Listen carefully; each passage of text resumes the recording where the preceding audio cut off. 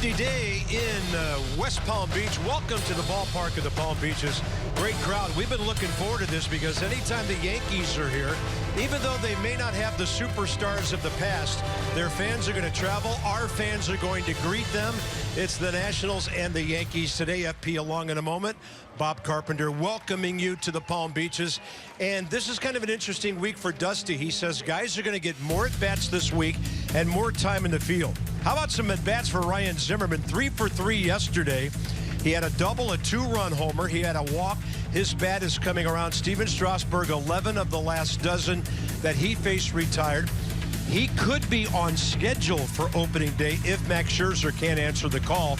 And then it's 3 guys, including Vance Worley, who starts today, battling for that long job in the bullpen, which is a very important job in MLB these days. And then there's this guy named Harper. We don't talk about spring training stats a whole lot, but his numbers are so gaudy, they're impossible to ignore. I mean, he's having a great spring, but, you know, I'd sit here and tell you if he was 0 for spring, not to worry. So it's hard to get real excited, but based on what he had going on last year with with his shoulder and the numbers he put up, I think it's a good sign when you go deeper than the numbers with Bryce Harper. The balance in his stance, the calmness in his game. If you remember back to 2015, when he's the most valuable player in the National League, he played under control. Maybe tried to do a little too much last year after that year based on whatever reason, but we're seeing that 2015 Bryce Harper so far in spring training. Jock Jones says he's taking what the pitchers are giving him so far, and he's taking a lot of balls out the opposite way. Big crowd today, a lot of folks on the berm and in the stands. Yankees and Nats straight ahead.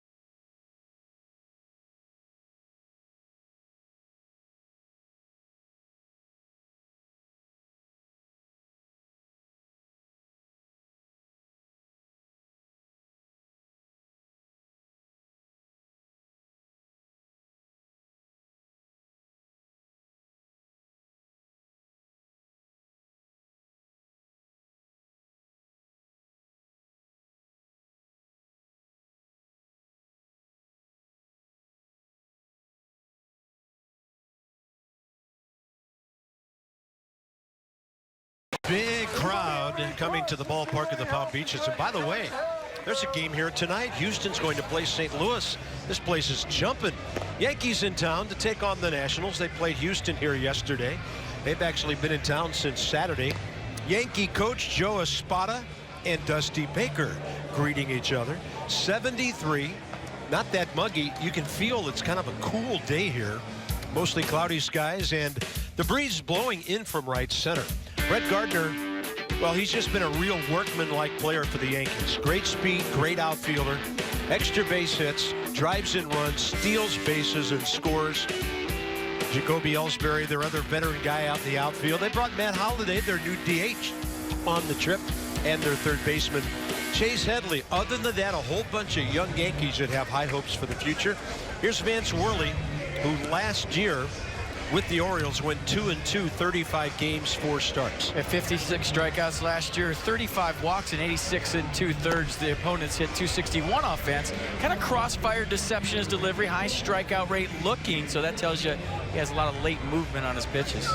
The defense for the Nats behind Vance today. Worth, Eaton, Harper the outfield. Turner, Rendon left side. Drew Zimmerman right side. Jose Lobaton behind the plate. And Ryan Zimmerman's heating up, Carp, after starting 0 for 17 in camp. He's 7 for his last 10. Went 3 for 3 yesterday with a home run. Yeah, kind of an interesting camp for Ryan, who usually comes right out of the car swinging.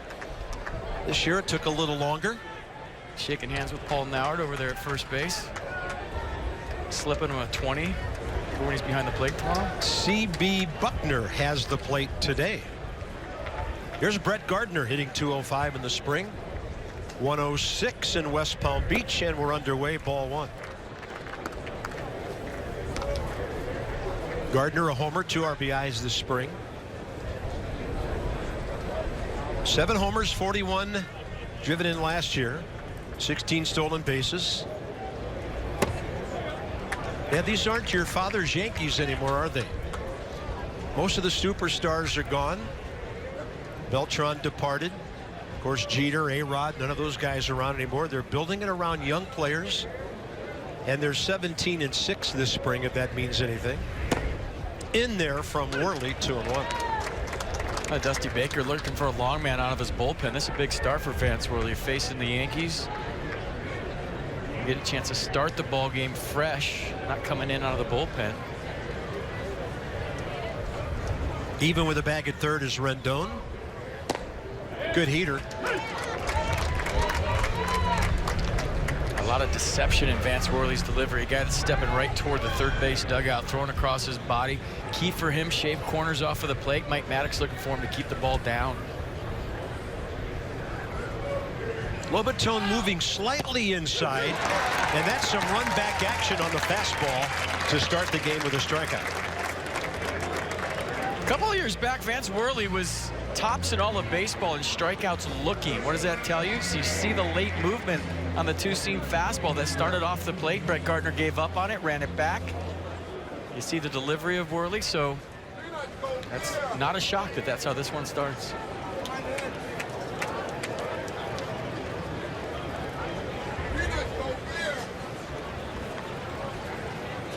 Something happening down the left field line, causing us to wait out near the Yankees bullpen. Maybe a door ajar. Yep. Somebody was born in a barn out there. Close the door.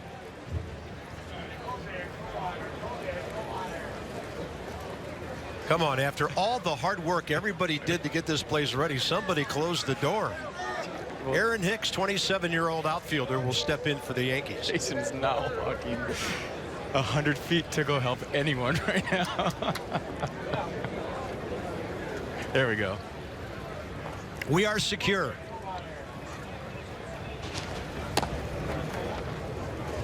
Aaron Hicks hitting at 265.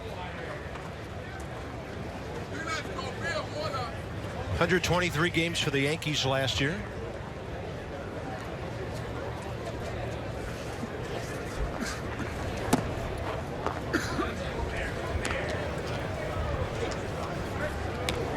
Nationals with a record of 9-9-4.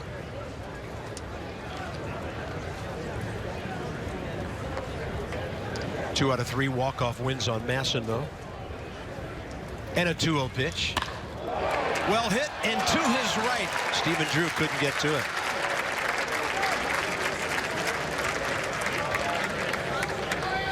Well, just the way Stephen Drew reacted to that line drive, he didn't see that baseball. A lot of times in spring training, you have that glare behind home plate and a lot of white shirts. Watch Drew's reaction time to this ball. He's just kind of like, where is it? As he reaches for it, kind of a half dive. And he got up and was taking a look behind home plate. So that's a play he usually makes. Seemed like he lost it. Intriguing guy stepping in for the Yankees. 24-year-old Greg Bird, who had a pretty good rookie season 2 years ago when he hit 11 homers and drove in 31. Didn't play at all last year. He was hurt. They're eyeing him for the first base job, but they also picked up Chris Carter, the defending National League home run champion from Milwaukee, who hit 41 last year, although he strikes out a lot. Yankee Stadium, short porch and right. Oh, yeah. The way he swings the bat this spring he's training, it seems like the job's his. That ball is hooked into the right field corner. Long run for Bryce Harper. To third is Hicks. Bird will hold it first, as Bryce did a great job of keeping the double play in order with his throw to second base. Runners at the corners for Matt Holliday coming up. A good swing by Greg Bird. Look at the location of the pitch. He goes down and gets it, so I don't think Vance Worley's upset with the height of that pitch. It's a pretty good swing by Bird. An easy first to third for Aaron Hicks. So the Yankees in business here in the top of the first. Vance Worley trying to keep that ball down. Well, they brought in a big gun to hit from the right side, and there's Matt Holliday. 37 years of age. 20 home runs, 62 RBIs in only 110 games with St. Louis during an injury-filled 2016. 5 home runs away from 300. Top spin grounder. Now the play of Bryce Harper comes up big as the Nats turn the double play. He got over to hold the base guy, Greg Bird, at first on that line drive. And the Nats turn a 5-4-3 to get out of the inning. Well, in between hop here for Anthony Rendon. That makes the play, right? Look at that. Short hop, stays soft. Pretty good feed right on the money. Stephen Drew with time. Nicely done. Nationals.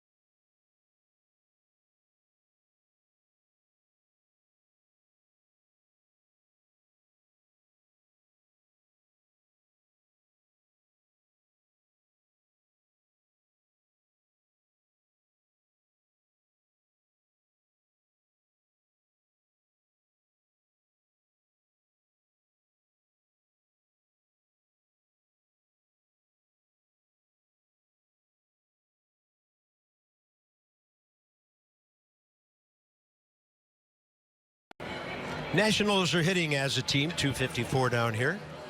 Plus 13 on the run side, 22 home runs for the ball club. Anthony Rendon has hit one of those with 3 RBIs at 273. Bryce Harper in front of him is on fire. And the Nats will face 28-year-old Michael Pineda, who's made exactly 100 big league starts. Yeah, 32 of those last year. 6-12 record, 4.82 ERA. Had a couple of runs in 3 spring training starts down here in Florida. 2-0 with a 1.81 ERA in the Grapefruit League. Wow, cutting action with 94 right there. Yeah, 3-pitch guy. Fastball, slider, change. Fastball averages 94 miles an hour. Trey Turner 8 for 35 in the spring.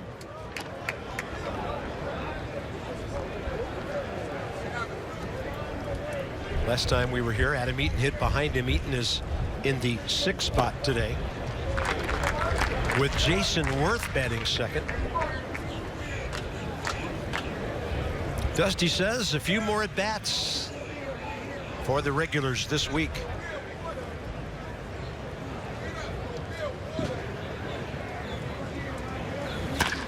Up the middle to his left, Ronald Torreyes, close and out at first.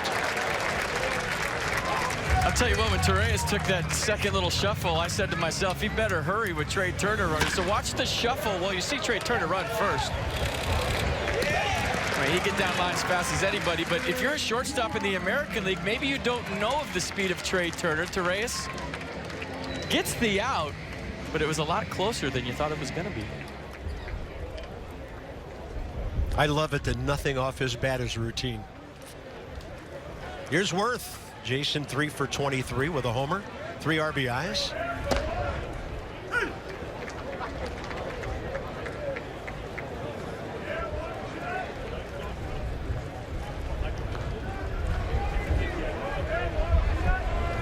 Ballpark's going to play a little bigger today than we're used to. Flag's coming right in from center. So that would be a wind from the northeast here. Usually it's pretty much stiff right to left. Pretty good breaking ball right there. 1 ball, 2 strikes. Pineda career 32 and 37, a .399 career earned run average. Went 6 and 12 with a very high ERA of 4.82 last year. Yeah, inconsistent season last year. Joe Girardi looking for the 2015 Pineda when he was a 12-game winner. You know, and CC went 9 and 12 for them last year.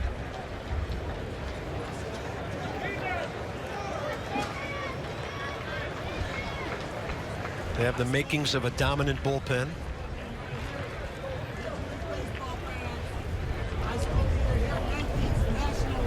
2-2 pitch.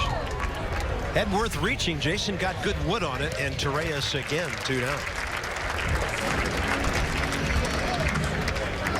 So Bryce was 6 taters on the spring. We're going to show you the one March 12th. We talked about his numbers. That was loud. We talked about his numbers in the open today. I like to get caught up in spring training numbers either way. If Bryce was having a horrible spring, I wouldn't have put too much into it. He's having a great spring, and that's great based on what he did last year. But just let's keep an eye on this at bat. Look at his ranks for the Grapefruit League this year. Can't take those numbers to arbitration, but when you look beyond the numbers, watch the balance and the calm in his swing this year versus last year. You just see how he takes that. You remember every time he took a pitch last year, he's kind of falling out of the batter's box, back toward the first base dugout. Seen none of that down here so far this spring.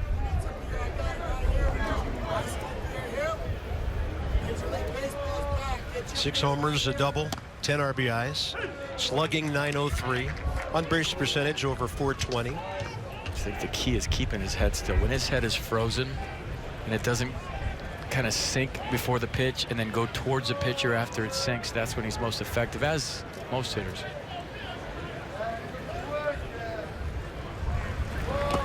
Off speed, 2-1. Set the D for the Yankees behind Michael Pineda. Hicks, Gardner, Judge the outfield. Torreyes, Headley left side. Ref Snyder, Bird right side. And Austin Romine doing the catching.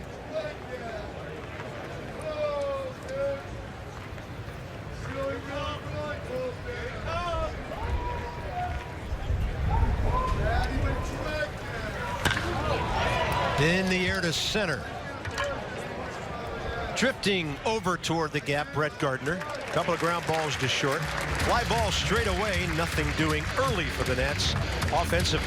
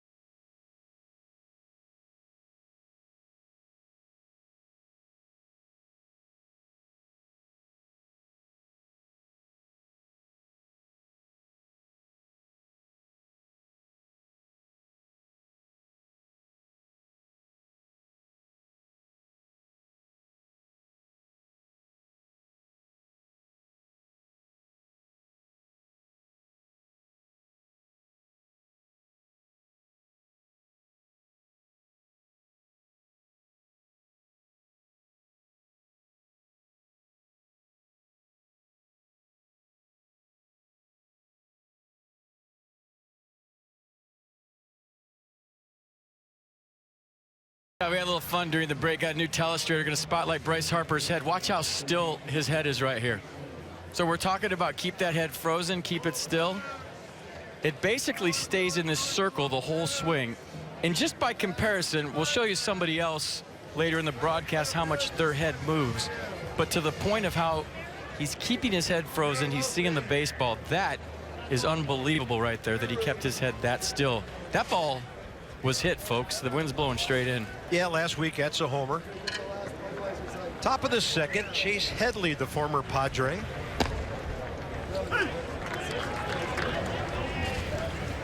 "32 years of age now, coming off a .253 season with the Yankees. Hit 14 homers, drove in 51. Had that amazing season in San Diego a few years ago with the 100+ RBIs, got him a big contract.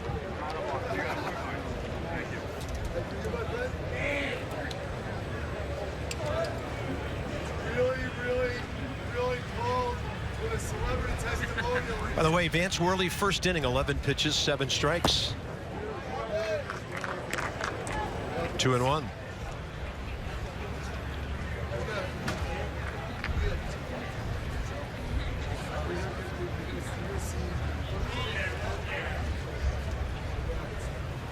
Lobatone shifting inside.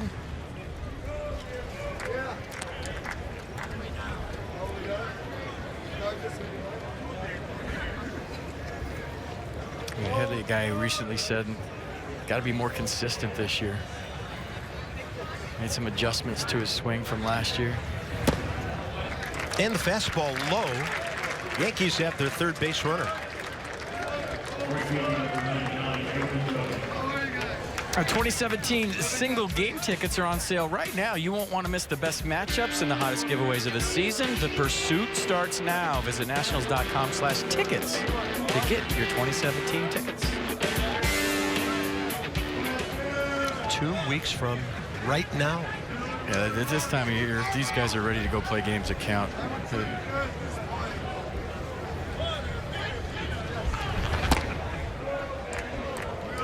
Here comes the judge. All 6'7", 282 of him. 24-year-old Aaron Judge. Hit 19 homers and 65 driven in at AAA Scranton Wilkes-Barre last year, and then got some action with the Yankees. The fastball will back him off the plate. 2-0 and Lobatone for a visit. Carver, we were on the cage today looking at this guy, and I know Yankee fans have seen him, but we're in the National League. We don't get a chance to see the Yankees very often. This is the only time these two teams will face each other all year. This guy's Giancarlo Stanton times 2. Yeah, he's huge. He is. I mean, that shot's doing him no justice. You got to go stand next to this guy. One of the biggest players I've ever seen. And when he hits them, they stay hit.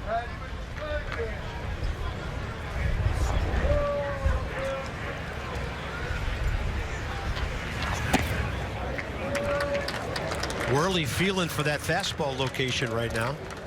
3-0.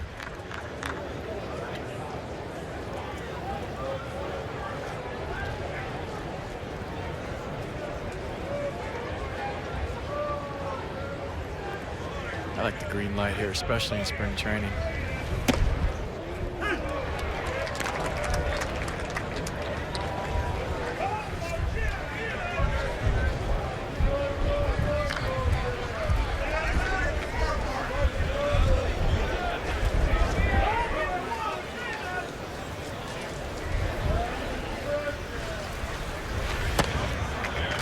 Another walk, and it's 2 on, nobody out.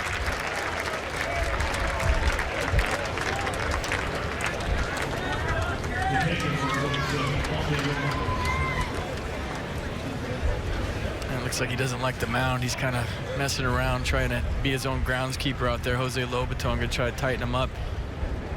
Maybe trying to be a little bit too fine. Just let that ball the bottom half of the zone, try to get you a ground ball. You got out of the first inning jam, but now you're creating another one for yourself here in the top of the second. There's Austin Romine, who caught 62 games for the Yankees last year, hit 242.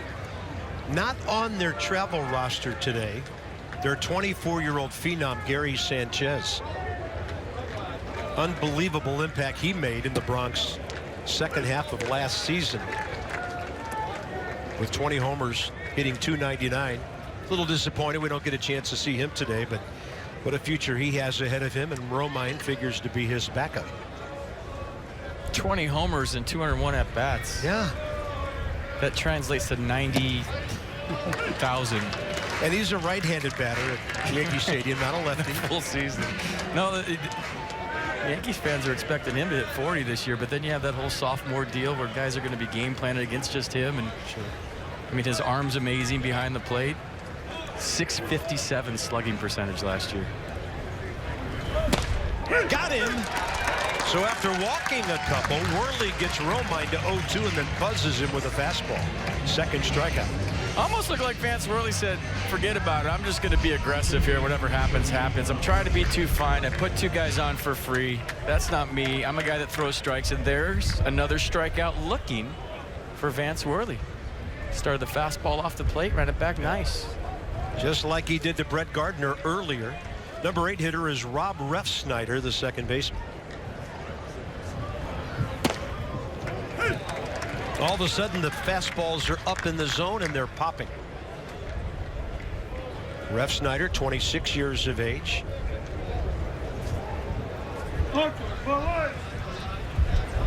Split time between AAA and the Yankees last year, 50-some games with each.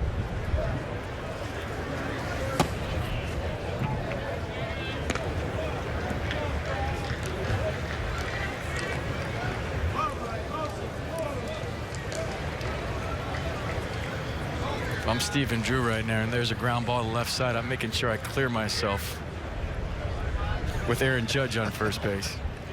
Here comes the judge, the jury, and the bailiff. I might just run all the way to third and throw it back to first. Hanging breaking ball, hammered into the corner. That is a fair ball. Scoring is Headley. Judge will be held by Carlos Mendoza, the third base coach. And the Yankees are on top.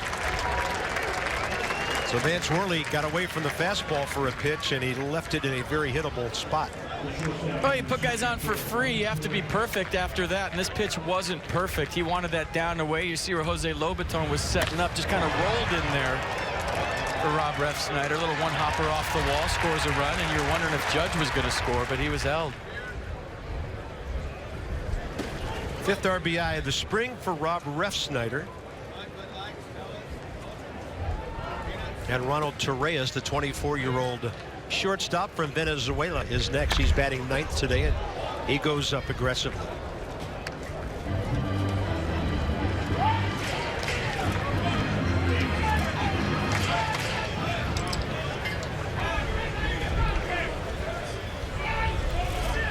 Vance Worley's given up 6 runs in just under 11 innings now. Rendon even with the bag at third. Everybody else is at depth, and that's going to drop in front of Bryce Harper. He'll take a shot at home and miss the target, and that will enable the batter to go to second base. Bryce trying to deke Judge, but then his throw was wide. Oh, good idea by Bryce Harper. What better place to work on this than spring training? He tried to deke him and then rushed the throw. I don't think he got it out of his glove clean. His arm was trailing, so his release point wasn't where he wanted. Watch him kind of double clutch here, and that's why the throw went wide. A good throw. This would have been interesting.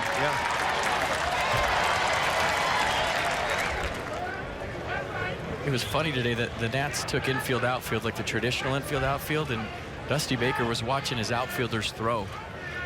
And he wasn't happy because they were kind of just lollipopping the ball around, and he made it real clear that, hey, if we're going to take infield, let's let it loose. That's why we're here. Brett Gardner is going to drop one to left center. Could score 2. Refsnyder with Torreyes right behind him. And just like that, the Yankees lead 4-0.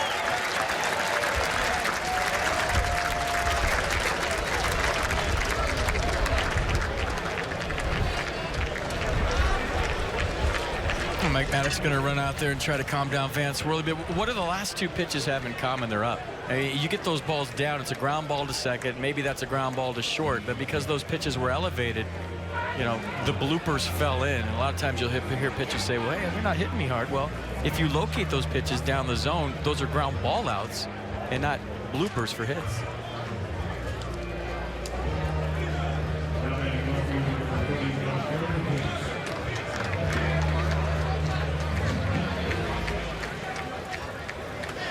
Aaron Hicks.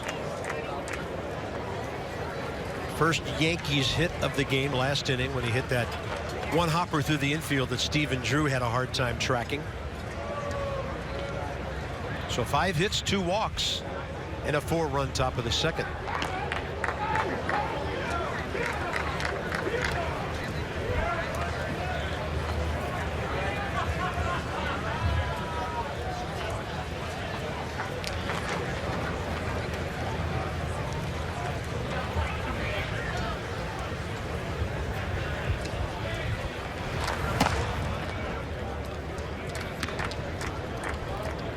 I mean, if you're an established guy and you have the team made right now, you're thinking, okay, well, I just got to locate my pitches a little bit better. I'll work on something on the side. But when you're a guy trying to make a club and stuff like this is happening, it starts to go real fast in your mind out there. You maybe lose focus on where the pitch has to be, and you start thinking about the big picture thing. This is going bad. I'm trying to sneak in that bullpen. It starts going real fast. You start losing the right mind frame to make the adjustments. Even if you're a veteran guy, it happens to the best of them.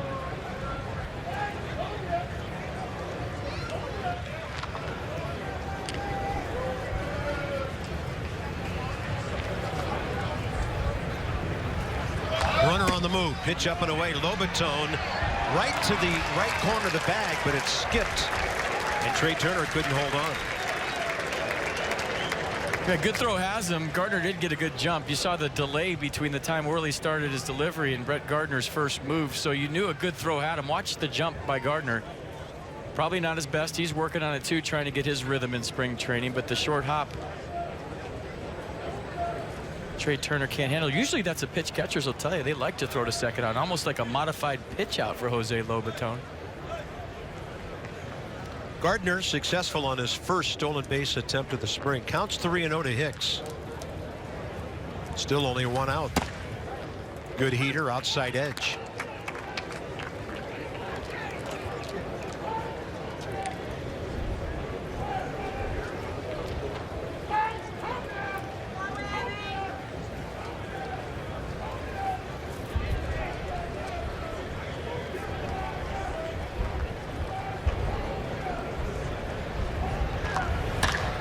Scorched up the middle. Turner was playing that way. 2 down. And Gardner, the experienced base runner he is, staying home on that. Impressive scouting right there. Spring training. You haven't played the Yankees in a few years, and Trey Turner just standing right over the bag in the right spot.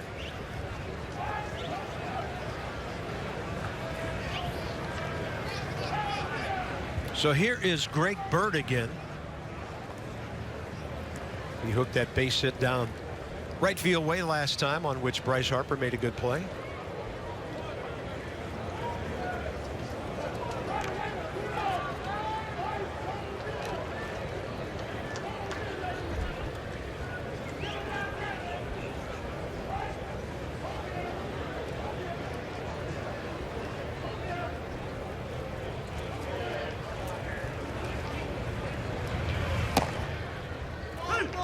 Looked like some cutting action on that for a strike.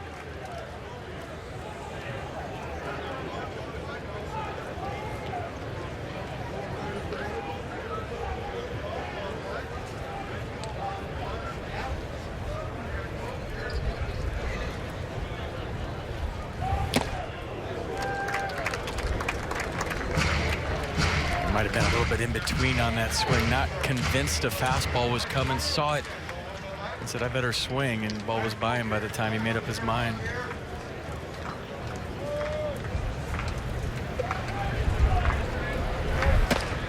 And the 0-2 is upstairs.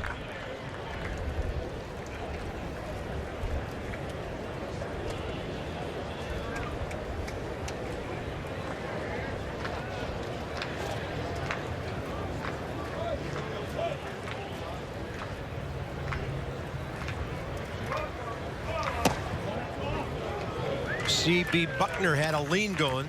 So did Vance Worley, ball 2. Tried to backdoor the cutter. Watch Jose Lobaton, who's really good at stealing strikes, trying to convince C.B. Buckner that was a strike with a subtle wrist turn at the end. Close.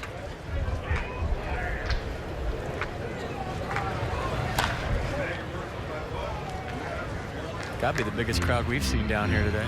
It is a sellout. Yeah, all the grandstands full. The suites are full up on our level.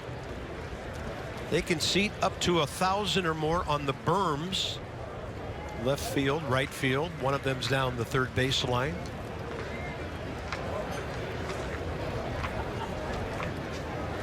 Two-two pitch. Out of play, left side. So, our lounge chair still out there? I was told. Are there? Yeah. Oh, they got it made. Cold beverage lounge chair behind the berm.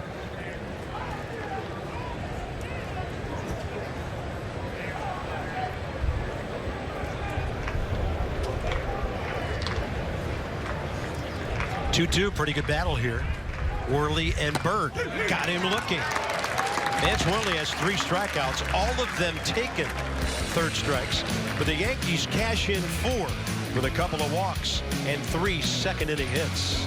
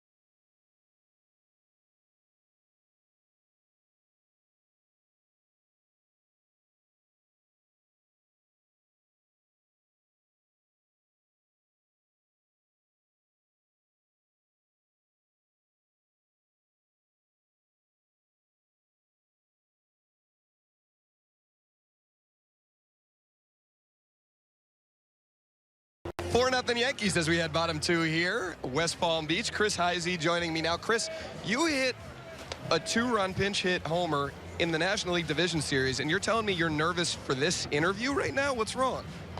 You know, you just yourself are very intimidating, so no, I'm just giving you guys a hard time. Well, we're happy you're with us. I know that's for sure. So first of all, let's start with the obvious. You lost, what, 15, 20 pounds this offseason? Tell America what workout program you're on, because you got to share that valuable information. Yeah, this is going to blow your minds, but you just stop eating and you lose weight. It's amazing how that happens. Now, I just tried to clean up my diet and did a lot of cardio. At the end of last season, I was feeling like just a little bit sluggish and not quite as fast, and speed has always been part of my game. I mean, I haven't got a chance as much lately just because of my role to show that part of my game. But I thought maybe I would do my body a favor and lose 20 pounds and take the load off my knees. And as I'm getting a little older, it's probably better to be a little bit leaner. How's it felt early on in spring? My legs feel great. I had a little quad tweak early on, I think, because I was moving faster than my body was used to. So my quad didn't hang on too good right away, but everything's doing good now, and yeah, I feel great, I feel fresh, and I feel fast again. Now, you were a free agent this offseason, but it didn't take you that long to re-sign with the Nationals on another one-year deal. What were the biggest factors that played into you wanting to be back with the Washington Nationals? Yeah, I mean, one, I had a great time, and the team's great. We made a lot of good friends last year, and we had a great run at it. You know, we had a great regular season, and we were right there. We could have easily moved on and went to the NLCS. So being on a good team and being close to home is another reason. I live in Pennsylvania, and when the family's happy, I'm happy. So my wife and kids, they enjoy being close to home. When I go on road trips, they're able to, shoot up to our home in Pennsylvania, be around family. So that plays into it as well. But just having a chance to go back to the playoffs and get to the World Series is one of the big goals I have here at the end of my career, and I'm hoping to, be able to get there and win it. Your good buddy Stephen Drew was also a free agent this offseason. How much were you playing recruiter when it came to Stephen? I tried to talk to him a lot. He was avoiding my calls early on. I don't know. He was kind of play like hard to get, but I think all along he was going to come back. He just liked to lead everybody on like he was and make himself feel wanted. I think that's what he was doing. So, but I knew all along he'd be back. See, that's how they play it sometimes. You play hard to get, you lay low in the weeds, and then, people want you a little more, right? Yeah, you got to, act like, you have jobs all over the place, and then, people are like, well, we better go after this guy. No, I think he wanted to come back. I just think he was, seeing what else was out there, and but at the end of the day, he had a really good time last year and played really well, and I think he's comfortable with the guys on the team and his role, and he enjoyed it. So he knew we were going to have a chance to be really competitive again and get back to the playoffs. So I think that's another thing that drew him back. I mentioned that two-run homer in the NLDS. How much do you reflect back on that moment? Just, I believe it was the first pinch hit postseason home run in Nationals history, and it just got the crowd going in a big way. Yeah, I mean, it's one of the biggest hits of my career. Would have been a lot sweeter if we would end up winning the game, but it did.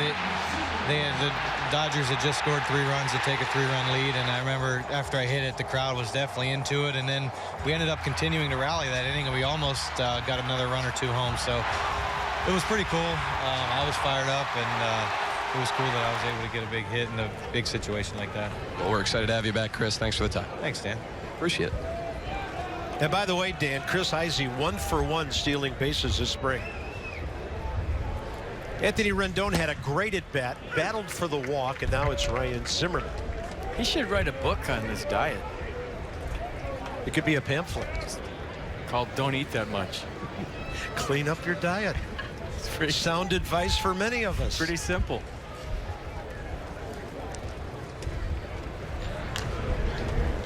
One strike count to Ryan Zimmerman, who's hot suddenly. 7 for 10, 3 for 3 with a walk yesterday. Double, 2-run homer.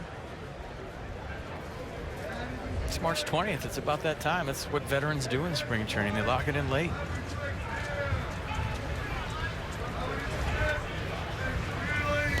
I think I've heard Ryan say in the past, about 30 spring training at bats get him going, and he's at 27 right now.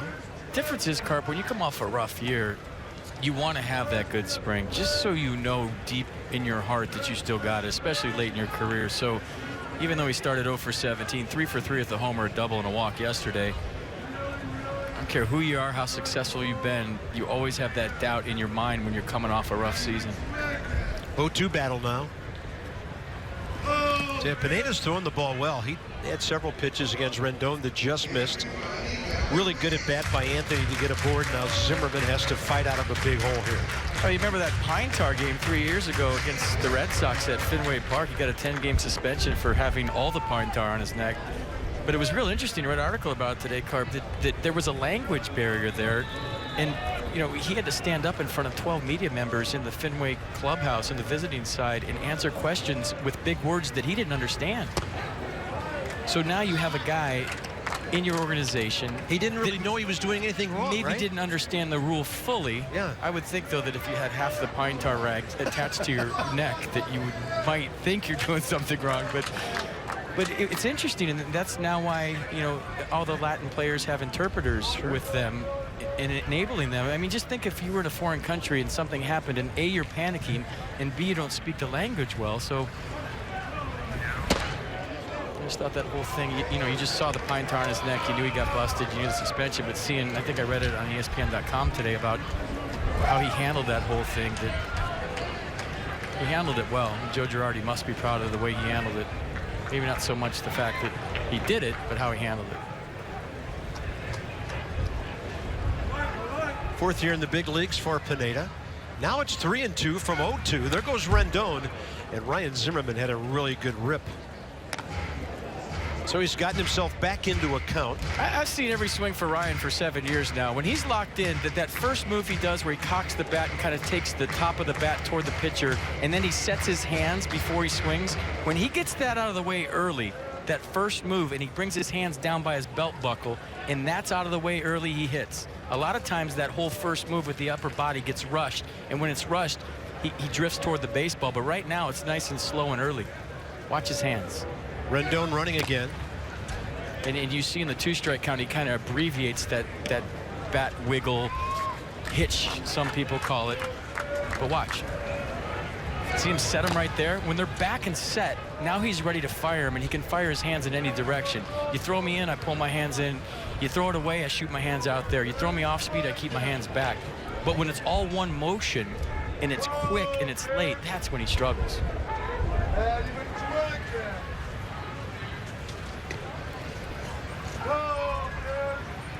With Rendon on the move again, it's a good at bat for Ryan Zimmerman. 2 on, nobody out. Plus, Carpet gets back to the point of his head still when he does that early. He makes better decisions. Last time we were here with you, Adam Eaton led off the 4th inning, and the wind was blowing the other way. It was. Kind of bailed out toward his own dugout, but he barreled it up enough to send it out of the yard. So Adam Eaton, the guy with sneaky pop, checks in with his first tater as a Nat in spring training. Overall, 7 for 34. Well, the Yankees got their 4-run inning started with a pair of walks to lead off. There's a strike call on a ball dropped by Romine. Very consistent the last 2 seasons. Look at the numbers. Almost identical. 14 homers each of those years. Still looking for his timing down here. I've heard this, FP, from guys who've been in the big leagues for 1 year, some of them 4 or 5 years. Is there that tendency to try to impress your new teammates and maybe you press a little too hard? There is, especially your teammates and your coaches. And then sometimes it bleeds over into the fan base if you get off to a slow start on opening day and you try to impress the fans, and the next thing you know, you're lost. So I think everybody in the first base dugout knows what kind of player he is. He doesn't have to impress anybody. That ball's a clean hit to right. Rendon around third. Bob Henley sends him. Throw is in there, and so is Rendon. RBI for Adam Eaton, his 3rd of the spring. Well, 2 walks. Bad things for pitchers to start off innings here. 4-1 game. Well, I got to work on it too because it's spring training. So there goes the no-hitter. Adam Eaton staying on that ball nice. Drives it through the right side. And that's trying to answer the Yankees 4 in the bottom half here. Good slide by Rendon late. And a pretty good throw by Aaron Judge and right. That's a cannon, folks. I was watching the play develop and just noticed about the 3rd replay that he's got a bazooka. So here's the previously playing hard to get Stephen Drew, according to his teammate Chris Heisey. We're glad he's back.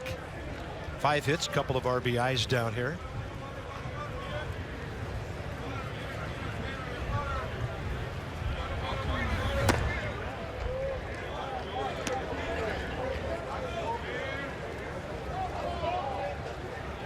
Long inning for Pineda.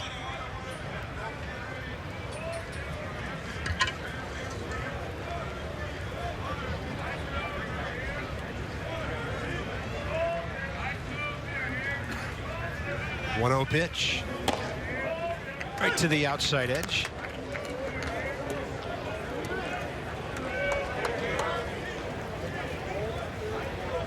Cloud cover right now. Cool day actually at the ballpark. 73 at first pitch. Wind blowing in.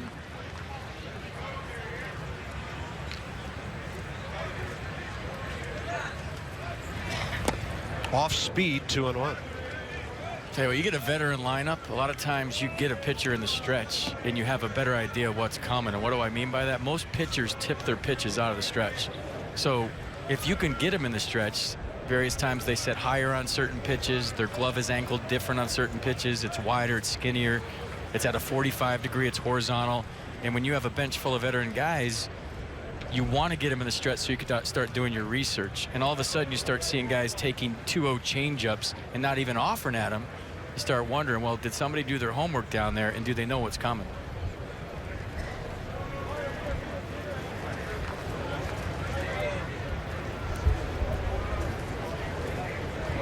Big crowd quiet. 2-1 pitch and a step off. Yeah, Ryan Zimmerman,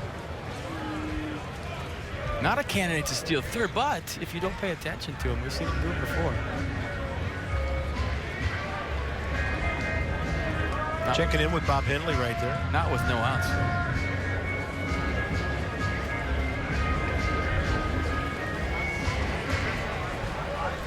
Well, Pineda himself a big fella, 6'7", 260. Very imposing presence 60 feet away. Jose Lobaton on deck here, bottom of the second.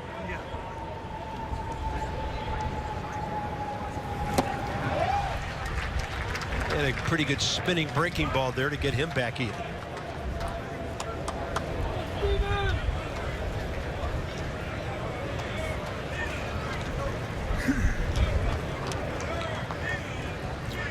Drew was a Yankee 2 years ago. 17 homers, 44 RBIs in 131 games. Now it's 3-2.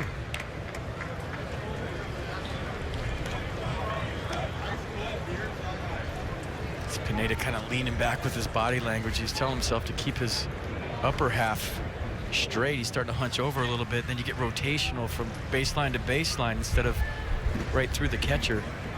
Kind of spinning out of there right now. You can see him talking to himself, telling him to stay through it. He's already walked 2 men. And Drew will just turn one over to the right side to stay alive.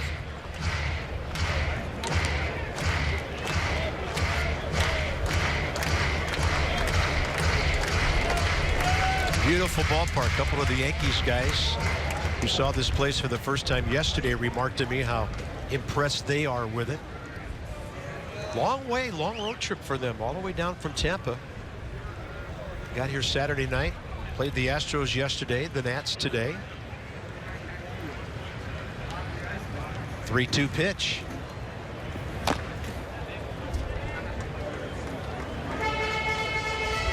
Getting back to that whole thing out of the stretch when you're trying to figure out what a pitcher's doing and he might be tipping his pitches. A lot of guys don't want to know. They rather be reactionary because the temptation is when I know what's coming, I'm going to swing no matter where it is. Oh, fastball, it's over my head because you're already gearing up, right? Yeah. So some guys will tell you, don't tell me, I don't want to know. Other guys are in your ear all day going, do you got him? Do you got him? Do you got him? 3-2 and Drew the other way. Wynn's going to push it over toward the left field line. Aaron Hicks runs it down. Runners stay home. 1 out.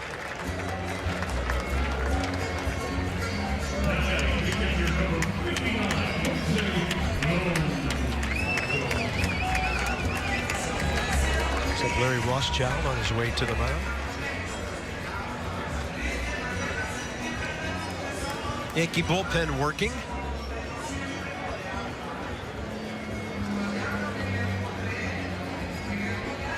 Good pitching coach there. Larry, many years with Lou Piniella. Now Joe Girardi. That was J.R. Graham warming up, number 67.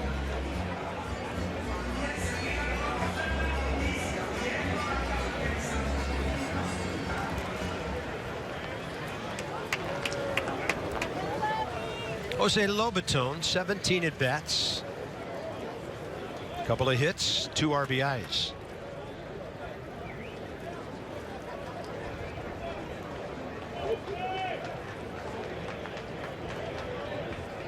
We saw Matt Wieters' debut here last week. That happened on Sunday. Matt has gone 2 for 12. So he's gradually getting into game fitness mode.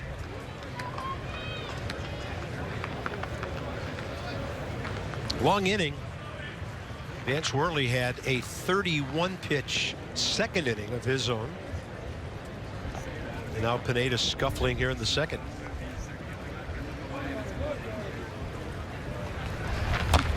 You know, anytime you leave a door open in the outfield to start a game, you know the pace of play is going to be.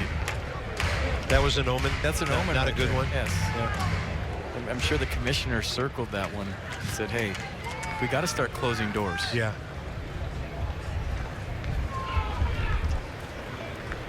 Although they say when one closes, another one opens somewhere. Look at right field. 0-2 with one out. And Lobotone will throw his hands up and take that pitch up and in. Speaking of the commissioner, boy, did I enjoy our time with him the first game here. He's been great with us. Big fan.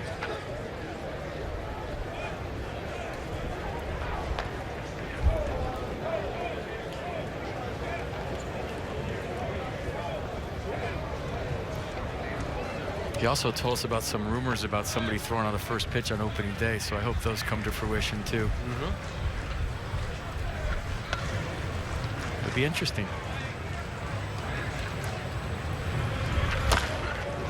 And Jose Lobotone now hanging in there. Nats have had some extended at-bats in this inning. Well, we haven't had a sitting president throw out the first pitch since '09 when President Obama was kind enough to do that and come up and join us in the booth for an inning.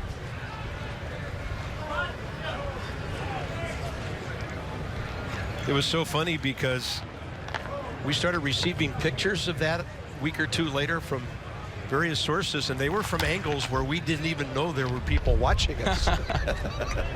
Well, he lost. I'm like, how did they get that shot? He lost me when he put the White Sox hat on. I mean, that's bad situational awareness. Yeah. Well, at least it wasn't the Phillies or the Braves or the Mets or the Marlins or the Orioles.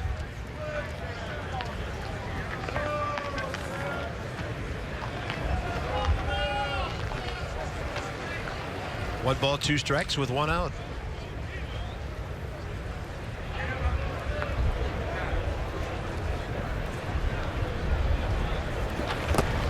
Now it's 2-2. So Pineda's been ahead of several hitters. Hasn't been able to put much of anybody away here. You just say he just searches for his mechanics and his release point out there. When push comes to shove, he's going for that slider, going to that slider, I should say.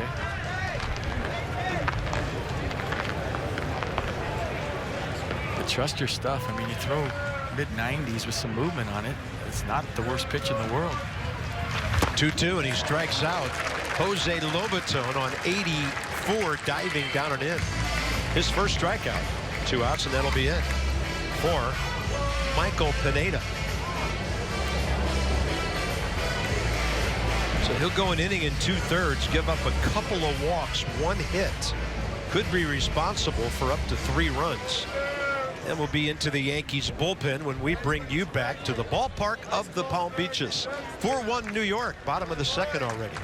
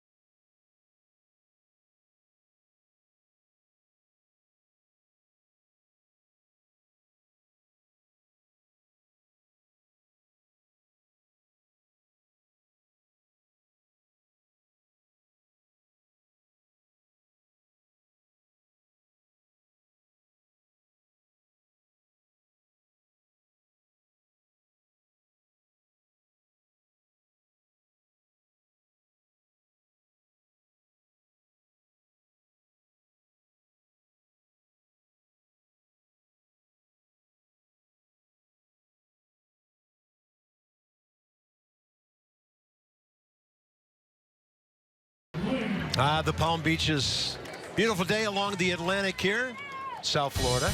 Saturday, March 25th, Nats and the Astros played. You can come out to Nationals Park and watch it on the big board live from West Palm Beach. Admission free, gates open at 12:30, and you can select your seats. If you want a season plan for 2017, 202-675-NATS, or email ticketinfo@nationals.com for more details. Down to the DH in the number 9 spot, and that's a fair ball for Adam Lind. That's going to make this a 4-3 game. Adam Lind just tripled his RBI total for spring training. And the Nats are right back in it on the first pitch.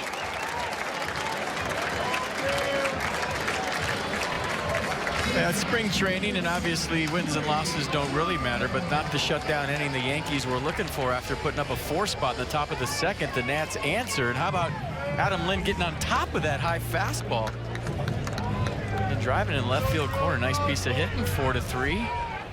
Nicely done. Yeah, first pitch from J.R. Graham. That means Pineda gets charged with 3 runs. Book closed on him. Graham recently obtained in a trade from Minnesota. You can see his major league numbers, 40 games, ERA at 5.10. Fastball slider change for J.R. Graham. The fastball average is 95 miles an hour. And that's a flare to left that'll drop. Lynn's going to be, well, held up. He kind of came around the bag, and Bob Henley went strolling by him. Lynn held up, and the Nats have runners at first and third, 2 outs. So the pitch up from Graham, and kind of like what we were saying earlier, the high misses have a chance to bloop in. Trey Turner, nice job of pulling his hands in. And I think the confusion at third base, Adam Lind, a new player. Bob Henley is a guy that doesn't like to be demonstrative when he's trying to sneak a run home. What do I mean by that? He won't go with the big windmill with his hand because he thinks that outfielders can pick that up.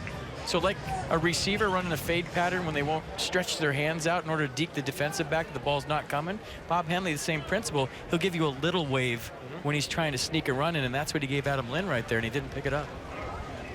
Inning still alive for Jason Worth. Which is something I never thought of or ever had a third base coach think of. That's really thinking that thing through, isn't it? And it was funny because Lind went about 5 feet past him, put on the brakes, and came back. Hey, if you're unsure, go back, right? Runner at first is going to steal. Turner unmolested, and that's 4 for 4 this spring for Trey. I think he has a chance to steal 100 this year. It's just if his body can handle stealing 100. And that's just not counting the ones that he makes. It's the caught stealings. It's all the throwovers that he's going to dive back into first base. But if he can hold up physically, he has a chance to throw up triple digits. 2-1 off-speed pitch. Now the Nats have the lead run at second base. Yeah, pretty staggering when you think about it. I mean, 200 hits is considered an amazing season. 100 steals. I mean, it's hard to fathom anymore, really. It's a lot of scabs. Ricky Henderson, Lou Brock. Vince Coleman.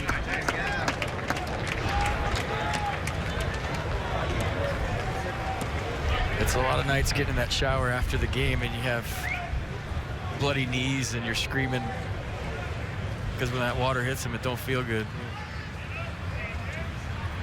3-1 to Worth. Jason's driven in 3 runs this spring. He'll take the walk. And now Bryce Harper will be the 9th Nat to bat in the bottom of the second. Well, this is good, right? Spring training game, bases loaded. Bryce Harper strolling the plate. Why not? Rookie pitcher.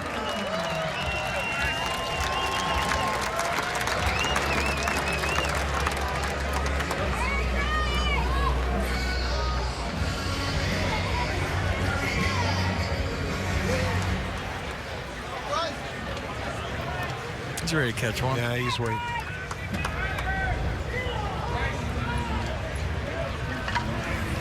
Harper takes a low strike. CB Buckner hasn't called many of those today. Well, he thought too long. See how long it took him to call that strike? Flipped the coin in his head. It came up heads, and he called it a strike. Bryce, 10 RBIs on 6 homers and a double. Pulls it on the ground, right side for Greg Bird. But then answer right back in the game. A couple of leadoff walks, resulting in a marathon second inning with 7 runs scored between the two teams. Yeah, I just saved a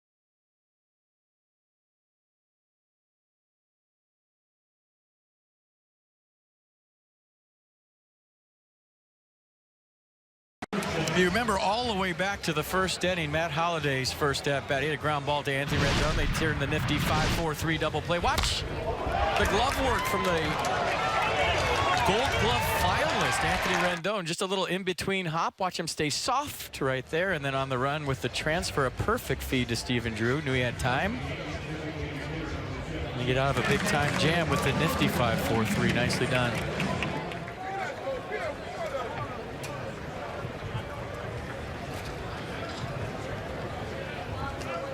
Vance Worley, 42 pitches, 24 strikes.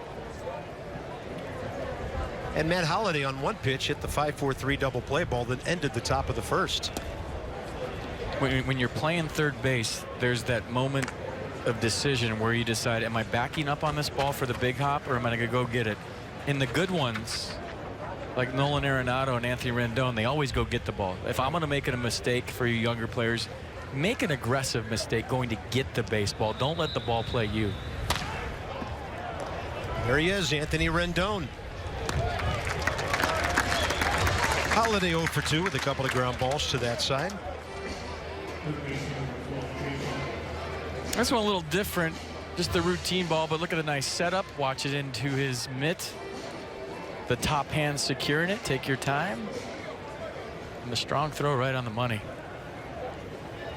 We'll see how Vance Worley pursues a bounce back inning here. Chase Headley, the man he walked to lead off the second, that got all the trouble started.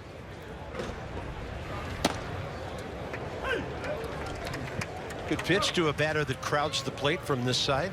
I'll tell you what, Nolan Arenado's as good as it gets, but you've been watching Manny Machado in the WBC. I mean, those two flip a coin. I don't know. I think arm strength, even though they're both above average throwers, has to go to Machado. And I saw an interesting article, by the way, in the New York Daily News by John Harper this week, saying who should the Yankees get in a few years, Bryce Harper or Manny Machado? Yeah, I saw that. Interesting discussion, and they had a bunch of anonymous front office people from around the league saying who they think would be a better fit for the Yankees. You know, Bryce Harper, of course, the short porch in right field at Yankee Stadium, the ball flies. Manny Machado hits the ball to all fields, a clutch ball player, maybe a little more valuable on defense with his position, could be a shortstop. But I don't think you'll go wrong either way. Well, George Steinbrenner would want both of them. And who knows if Bryce is going to be a Nat for life or not. Yeah. But interesting conversation nonetheless, sure, that the Yankees and their fans are looking to 2 years from now between those two. Who would you take? You were hoping that he hit the ball right there so you could be safe. Who would you take as we show Bryce Harper? I would take Bryce. Well, I just think he sets up in that ballpark better, but I hope. Except I don't want them to take it. I hope he's a Nat for life. Of course. Yeah, the younger Steinbrenners don't have the same approach to those sort of things as their dad did. And as I mentioned, George would say, I want both of them. Let's find a way to do that.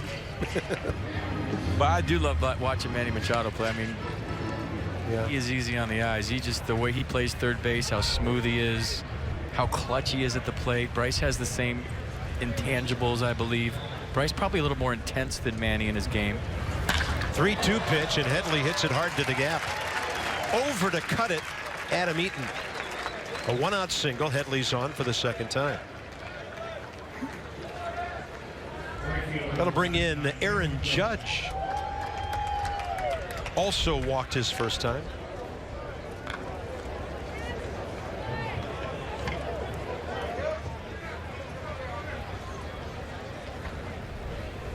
I haven't watched Judge play enough to know how you get him out, but mostly with big guys you try to crowd him, meaning don't let him get extended and try to pound him on the inner half of the plate. That ball is hit a ton to right. Harper watching it at the pole. Foul ball. And just what we're talking about, that was out over the plate, right? Big guy gets extended. The wind had a little bit to do with that, but watch the location and watch the extension. So the theory being, right, the bigger the guy, the longer the limbs, the harder it is to pull him in to get to the inside pitch. That's why you see the Nats try to crowd Giancarlo Stanton. Matt Kemp comes to mind for guys that they try to jam inside. Here they go. They're going in here.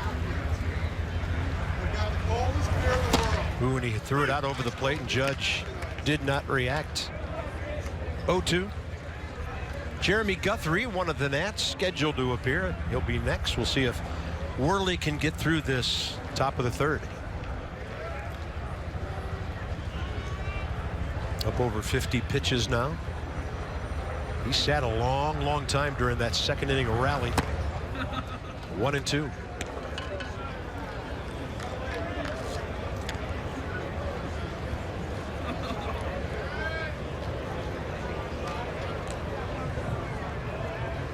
So 12 pitches so far this inning. He'd love another ground ball right at somebody. This one is hard hit and goes through the hole. Headley and Judge on base 4 times combined. And with more on Vance Worley, here's Dan. Bob, as you mentioned earlier, every opportunity for Vance Worley, a good one this spring to try and impress the Nationals coaching staff and front office. Dusty Baker saying earlier today, Worley in competition with Jeremy Guthrie and Matt Albers for that potential swingman role, the long reliever who could potentially start a game if needed, could go short. He's seen Worley this spring, likes what he's seen from him. So a little bit of a battle here to watch towards the back end of that bullpen, guys. Everybody talking about the closer situation, but other spots still up for grabs as well. Vance Worley trying to get one. Yeah, good call, Dan. A week and a half left before the end of spring training. Well, with the WBC, you don't know what you're getting from Tanner Roark right now. I mean, he hasn't pitched. He's supposed to be up to 4 or 5 innings at this point, and he hasn't really progressed how he would if he was with Dusty Baker in the ball club. So you might need a long man early in the season while guys get ready, and that's just a whole nother story for discussion. Maybe later on. Yeah, sometimes in April you don't even need a 5th starter because of the off days. There's a bouncer. They'll have to hurry for 2. And safe at first as Romine beats it out. They force Judge on the 6-4. Headley ends up at third, 2 down. I'll tell you what, the new rule at second base, we just slide in and give up, basically. If Aaron Judge back in the day is coming to get me, I'm nowhere near. But watch with the new rule, just the overhand shovel pass, and maybe the biggest man in baseball on top of Stephen Drew, and there's no fear factor.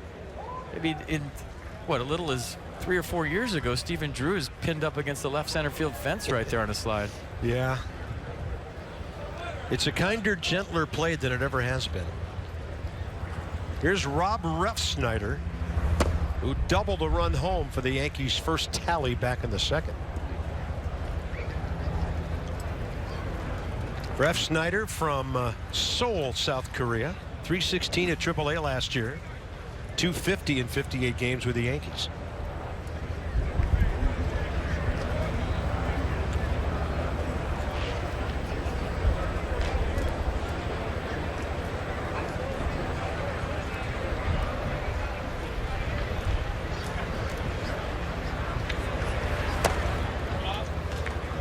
Two-0.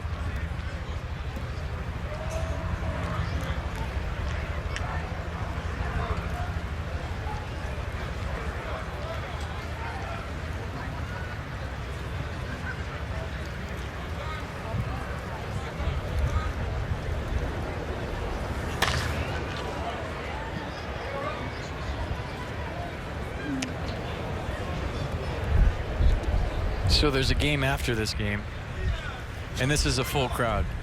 That game starts at 6:30. This game's going to end around 6:28. The way it's going. And there's going to be a massive log jam. We're going to see 4 traffic copters circling overhead reporting for their stations. This is going to be awesome. Yeah. Yeah, risky business, a day-night doubleheader involving 4 different teams. The same ballpark. Oh, got to give them credit for giving it a go. Beautiful ballpark of the Palm Beaches here. Seating capacity just under 6,500.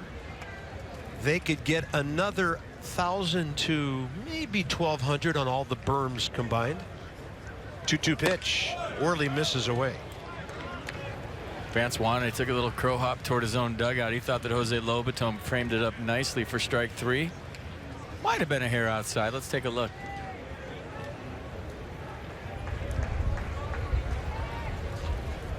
Three-two. Romine will be moving at first. 4-3 Yankees. And a chopper to short for Trey Turner. Belt high. Good release, and that's it. Anthony Rendon will lead off the bottom of the 3rd. Yankees 4, Nationals 3.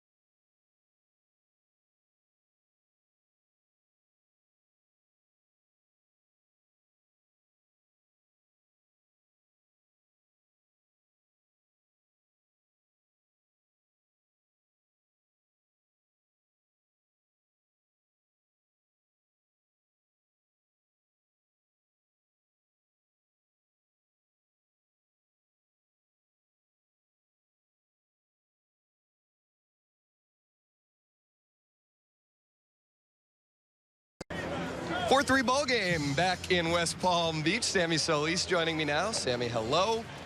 World traveler Sammy Solis. You went all over the place this offseason. Give us a description of your glorious travels. Oh, man. Okay, so we started in Lisbon, Portugal, bounced to Barcelona, Munich, Prague, Dublin, and London. So it was 2.5 weeks. Went with a former minor leaguer of ours, Brian Dupre, and it had, I mean, trip of a lifetime. It was unbelievable. So we don't travel enough during the season. You thought you'd log some extra miles in the offseason. Tell me your favorite spot that you guys hit. It was easily Dublin. I'm half Irish, so it was pretty cool to go over there and see kind of where my family's come from and get an experience of the whole pub crawl kind of thing. The food out there, it was actually not as bad as everyone had told me, so we had a good time out there. Good stuff. Proud of you, Sammy. So you've got a couple years now under your belt as a big league reliever after you transitioned from a starter. Tell me the biggest thing that you've learned over the last few years making that transition in terms of, as Rendon laces one to short, becoming a reliever at this level and all that you need to do to be successful. Yeah, I think it mostly comes down to routine. So as a starter, you have a set time. You know when you're going to throw, you know what day, so you know when you need to lift, when you need to condition. As a reliever, it's all on the fly. So, you know, how many days in a row have you thrown? Well, 4 is different than 2. You know, as far as should I get a good lift in? Should I get a smaller lift in? Should I run more? Should I run less? Sprints or distance? It's a kind of on the fly thing. So that has been the biggest adjustment, is finding a routine that works for me and keeps me healthy. And, you know, for me, is staying healthy and on the field is the biggest thing, I think, as far as the Nats are concerned.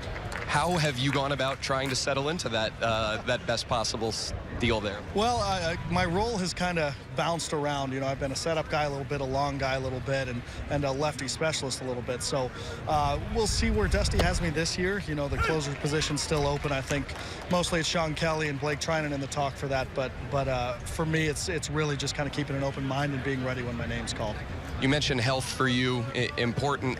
What have you done this off-season and this spring to try and prepare yourself as good as you can to stay healthy for a full year? It's been a lot of therapy. So I'm in there with our physical therapist every day. I mean, every morning, all morning, really to get ready just to play catch and be on the field with the team, because preparation is key here. So for me in the past, I think maybe my preparation wasn't quite what it should have been. And this year, working with our staff, who's very proactive in therapy as far as keeping my arm healthy, which is number one.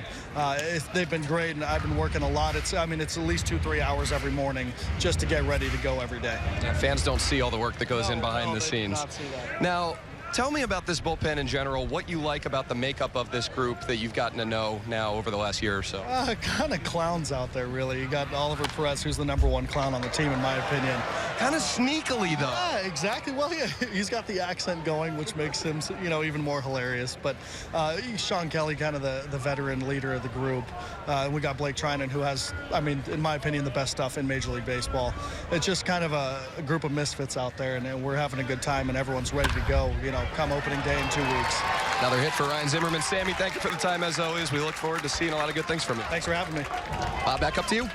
All right, well said, Sammy. Thank you, Dan. And Ryan Zimmerman, 2 great at-bats today. Battling from 0-2 to walk last inning, and not a base hit. He's 8 for his last 11. Oh, he's ready. Call him up. He talked about his first time up, but he gets all that stuff that he does out of the way. You see his hands set early. Allows him to fire the barrel at the baseball, and another base hit for Ryan Zimmerman. 4 for his last 4. Nice. Well, I didn't know we had a bullpen full of misfits. Thank you, Sammy Solis. One of the most fun things I had a chance to do at our Nats Fest was do a session with the kids asking questions of Sammy and Coda Glover. And when I got those two to talking about each other, it was really delightful. The relationship they have out there, the way they spend all that idle time. And then an adult raised his hand wanting to ask Sammy a question. And the very nice, polite gentleman said, "How old are you? 26, 27? Why can't you keep your room clean?" It was Sammy's dad. Adam Eaton on a changeup really got his bat slowed down on that one, and Aaron Judge grabs it for the second out. A lot of talent out there.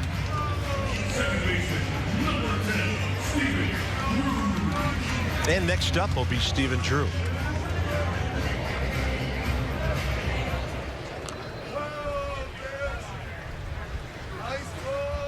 Fly ball to left first time up.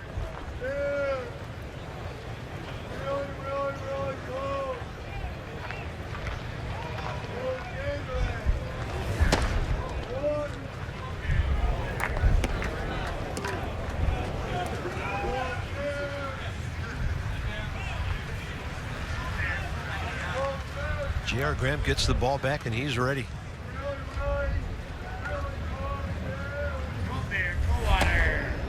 Good run on that fastball. 1-1.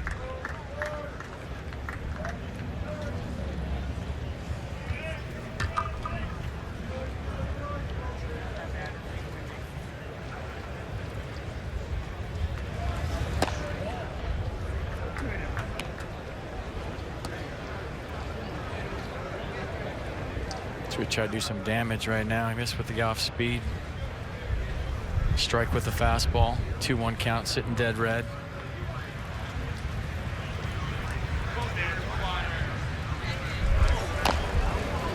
And that will go foul before Greg Bird can grab it. Strike 2.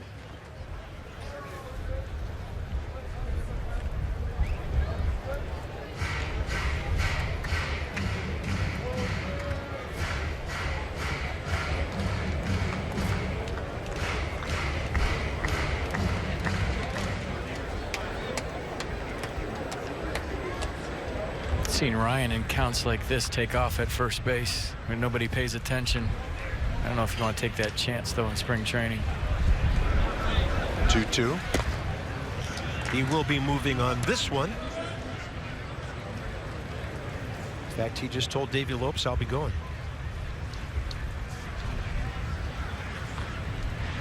Four-3 ball game, bottom of the third. And Drew hangs in there. That one got C.B. Buckner on the way by. Spring training schedule. Thursday, the Mets will be here. Next Tuesday, the Marlins. And then kind of a unique tandem of games on that Friday the 31st, Red Sox at Nationals Park. And then the next day, the Red Sox and the Nationals at the Naval Academy. Masson and Nesson will team up because the Red Sox are televising as well. Drew puts a charge into that one out to left. I'll tell you a little bit more about that telecast when we get back, because it'll be a little bit different and a whole lot of fun. 3 of the presidents are here. The Nats have 3 and they trail by 1.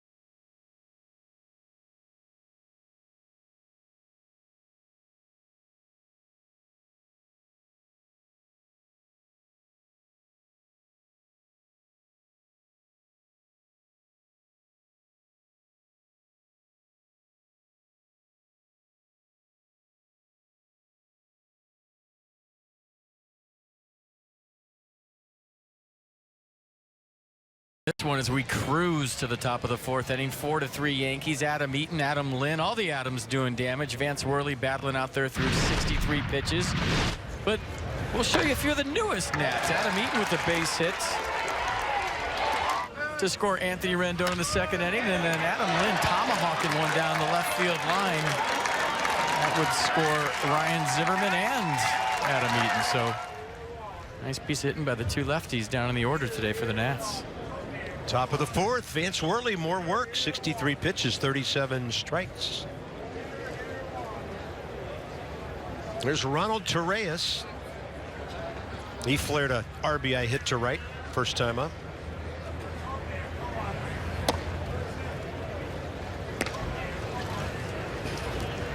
Pitch number 65 coming for Vance Worley.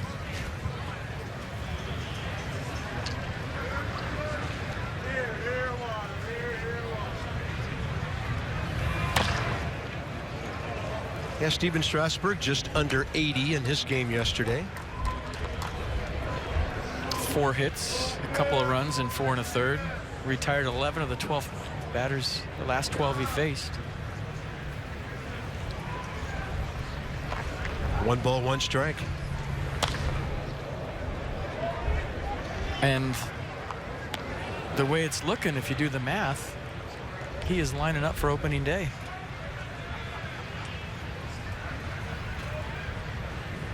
Max Scherzer throwing the two-seam fastball now, or the two-finger fastball, I should say. His ring fingers feeling better. Ball to right. Bryce Harper coming in for it, and he's got it. Tearing in at full speed, and then a lunge to his left to make an outstanding play.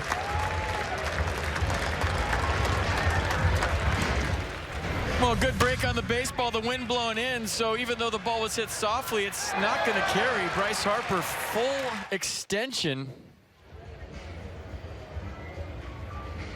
and just takes that off the turf. You see the roll of the wrist. I'm not a fan of diving in spring training. Sorry, that was a great play, but stay healthy, everybody. A fine effort by the former MVP. That was a great play. And Vance Worley will get one out into the fourth inning. It looks like Oliver Perez is on the way. BG.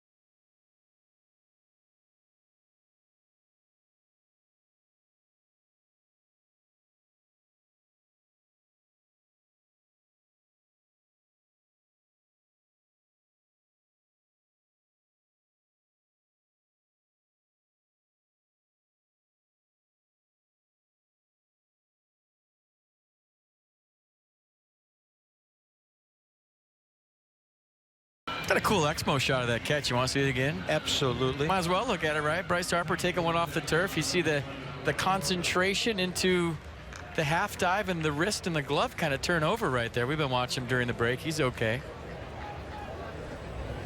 Trots over as most outfields do when there's a pitching change. Jason Moore says, "Why are you diving?" And Bryce is saying, "I don't know. That's just how I play." That's me. Oliver Perez, 64 games for the Nats last year. Fourth of spring training here. 3 innings, 2 hits, 2 runs so far, a walk, 3 strikeouts.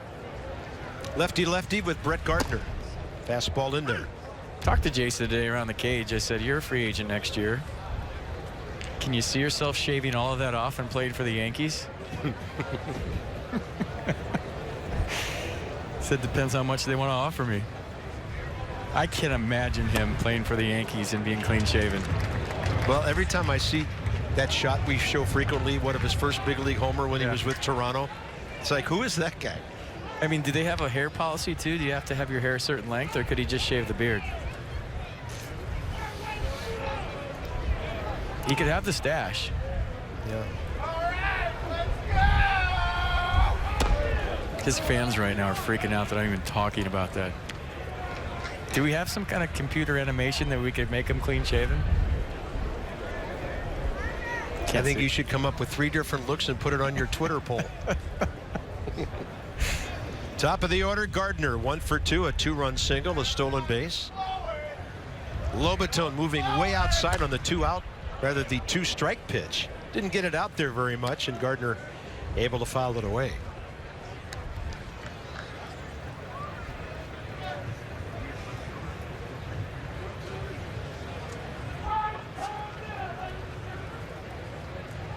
.502 big league appearances, 195 starts.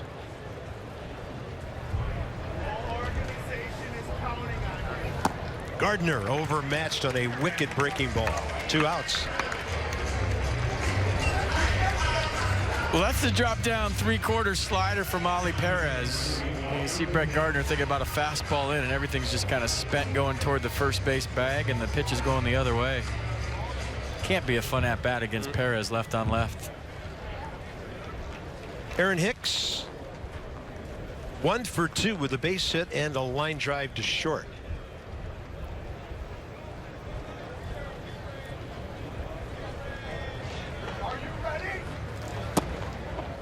That frisbee stays outside, ball 1.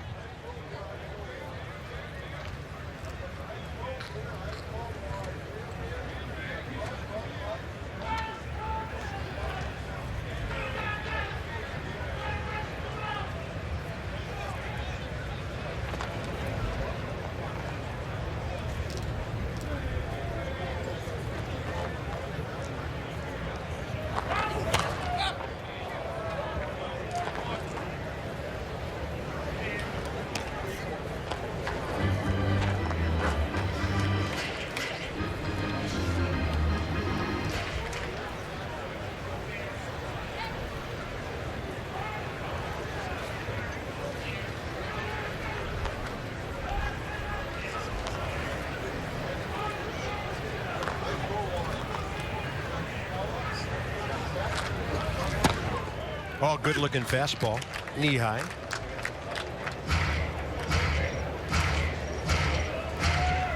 And down and away, setting up the Louis Tiant delivery here with 2 strikes. The one where he turns his back to the hitter. Maybe even the little pause.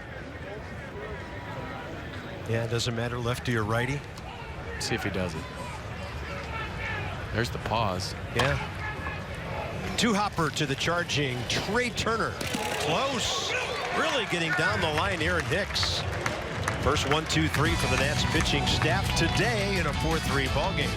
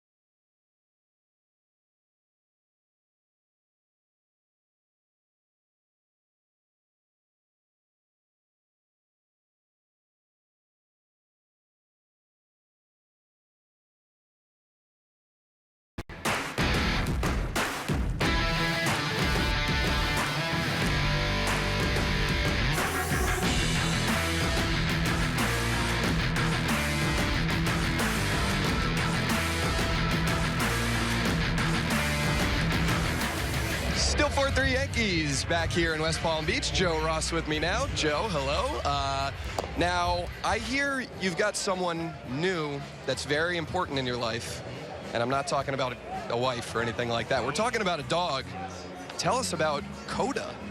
Well, she's a half husky, half lab that I actually got last offseason. And she's a ton of fun. She's a troublemaker, so I got to keep my eye on her. But, you know, I can't wait to see her when we go back to the Bay Area. No relation at all to the big right-handed reliever in your bullpen? No, no relation. They'd probably get along well, though. But, you know, they have yet to meet. I'm sure that day will come, but not yet. We'll get there. Okay, plenty of time. Tell me how spring's going for you as you get absolutely crushed right now by Anthony Rendon, who's throwing anything he can get his hands on. How's spring been going to this point? You've put up good numbers. Numbers don't really mean anything in spring, but how have you been feeling? I've been feeling good. You know, I feel a little bit better each time getting out there on the mound, and it's all about just kind of getting that game repetition. So, you know, I've been feeling good. I've been working on some things out there, and got another outing in a few days, and, you know, hopefully we can get this ball rolling into the season. I asked Sammy a similar question. Health for him has been something that he's been trying to work through. Same thing for you last year with the shoulder inflammation. What did you do to kind of prepare for this season? Either something new or just something you focused on to try and make sure that you're going 30-plus starts this year? I just focus on, you know, trying to be consistent with my workouts and kind of arm care stuff overall. You know, as you know, as much as we want to stay healthy, sometimes we need to take a day off, and that's kind of hard to do when, you know, you want to hammer out your exercises and whatnot every day. But, you know, that's, I think, a big thing that I learned last year, and I try to take into the offseason. Sorry, I'm trying not to get hit by a foul ball over here. That's all right, I got you. Tried to take into the offseason and into this spring training, just kind of, you know, maintaining a good schedule, work schedule. And, you know, so far I've been feeling good, so I'm trying to, you know, keep this on a roll.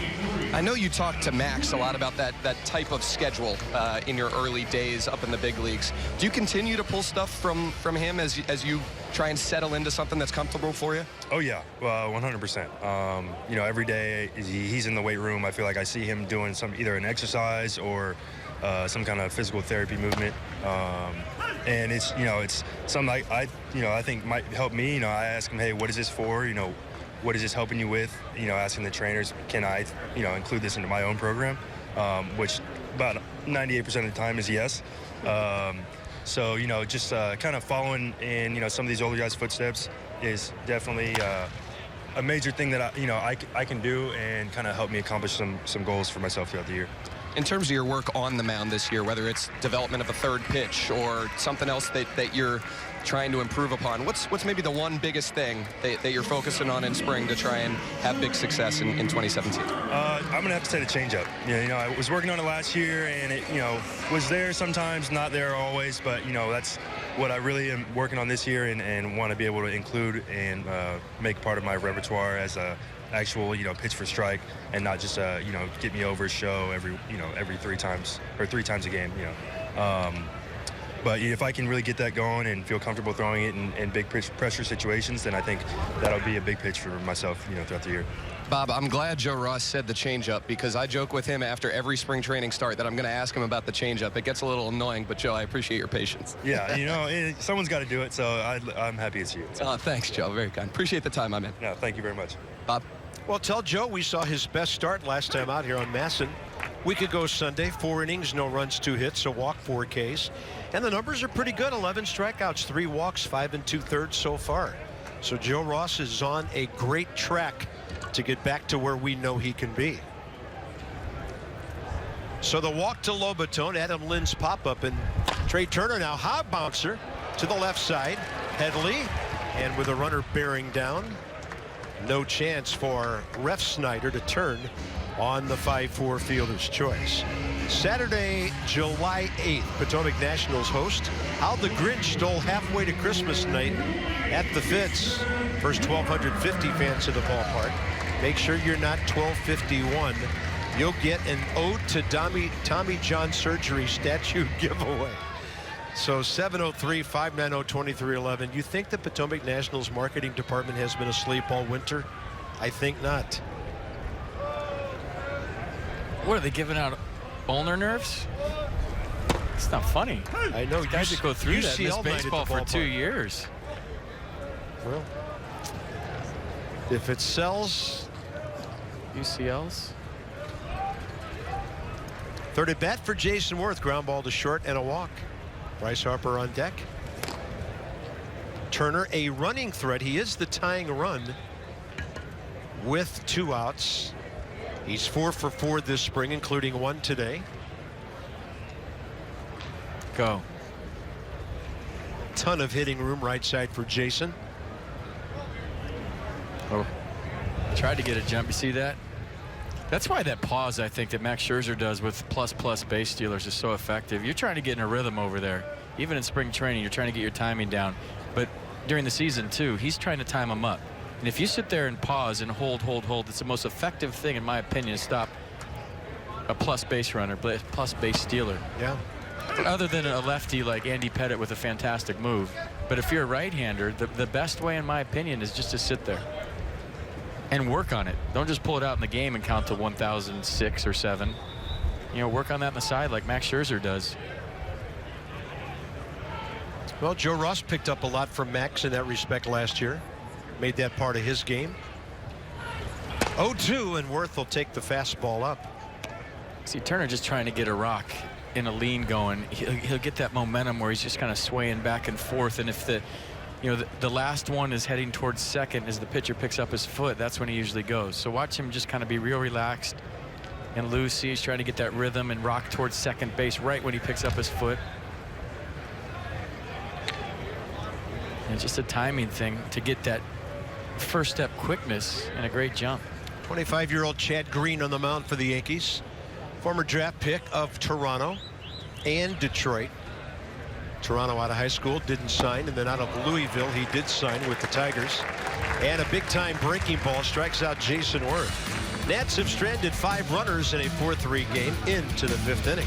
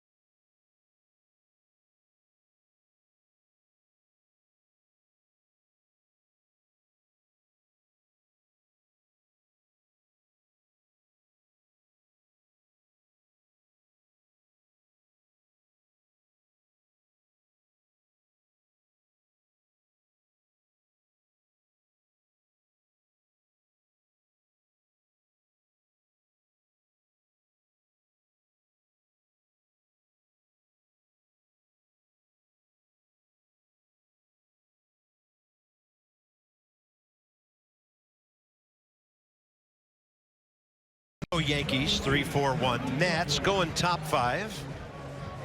And the WBC moves into the semis, the championship round. Netherlands, Puerto Rico tonight at 9. Tanner Roark starts for Team USA tomorrow against Japan. Daniel Murphy still looking to do damage in that World Baseball Classic. You see Tanner Roark with just an inning and a third pitched in this whole thing. And you talk about building up for the season. Well, he's been throwing sides, trying to stay fresh and build up his arm strength for the season. But it's hard for me to believe that the second best player in the National League last year, a guy that made a great case for the MVP of the National League, hasn't really played for USA. But all that being said, it's a headache for Dusty Baker and Mike Rizzo and everybody involved with the Nats because of what we just discussed. But I've enjoyed watching it. I mean, I've talked to some people that are directly associated with it, and they said some of those games are more intense than World Series games. But as far as getting your players ready for a potential championship season, I think that's where it falls short, especially when your players aren't playing. Yeah. 2-0, and it's another ball hooked into the right field corner by Greg Bird. He'll lead off the 5th with a double. He's 2 for 3.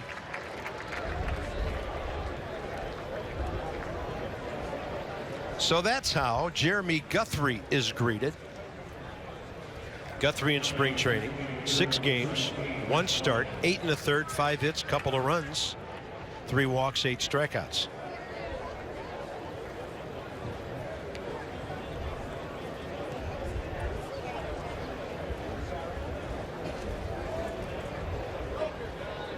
Matt Holliday, another guy, Carp, I was talking about earlier, crowding guys that like to get extended. He's a guy that you throw inside too with the fastball. Yeah, there it is.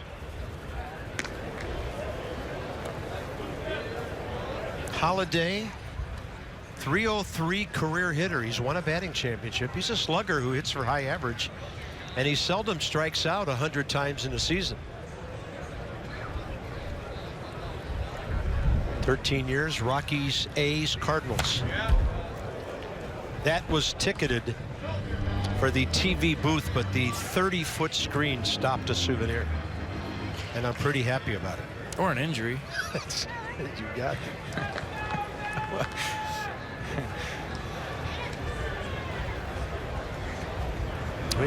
They blessed us with great sight lines here. And Holiday lifts one to left. Jason Worth watching it go to the berm, and the Yankees lead 6-3 on Holiday's third of the spring.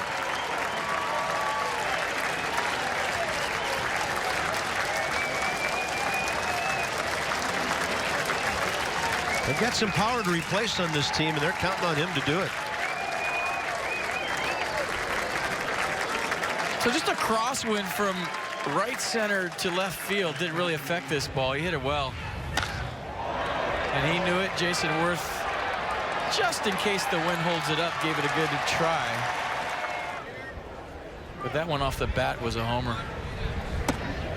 Strike call to Chase Headley. I think Yankee Stadium's going to suit nicely for Holiday, because when he's right and he's locked in, right center field is his strength. He likes to get extended. He can drive the ball the other way. He'll pull mistake pitches like he just did right there. But if that's where you're going to be rewarded, that suits his swing perfectly. And that's going to bode well for a high average on top of it. Yeah. There's a lot of doubles in left center in Yankee Stadium, too, if he goes that way.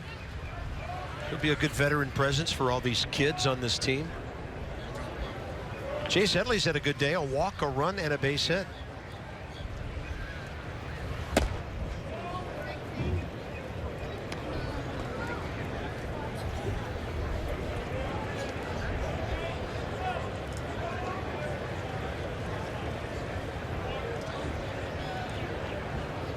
Two-two pitch. Slipped it right under his bat. First out, fifth inning. We saw this a few times with Vance Worley today. See him just getting inside of what looks like a changeup right there with the grip, decelerating, lots of late movement. Good pitch. Also a good day for Aaron Judge. A walk, a run, and a single.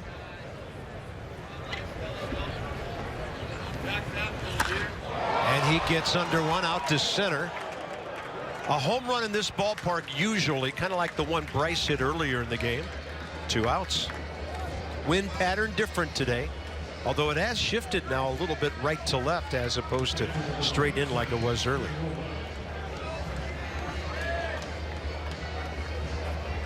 Next up, the catcher Austin Romine.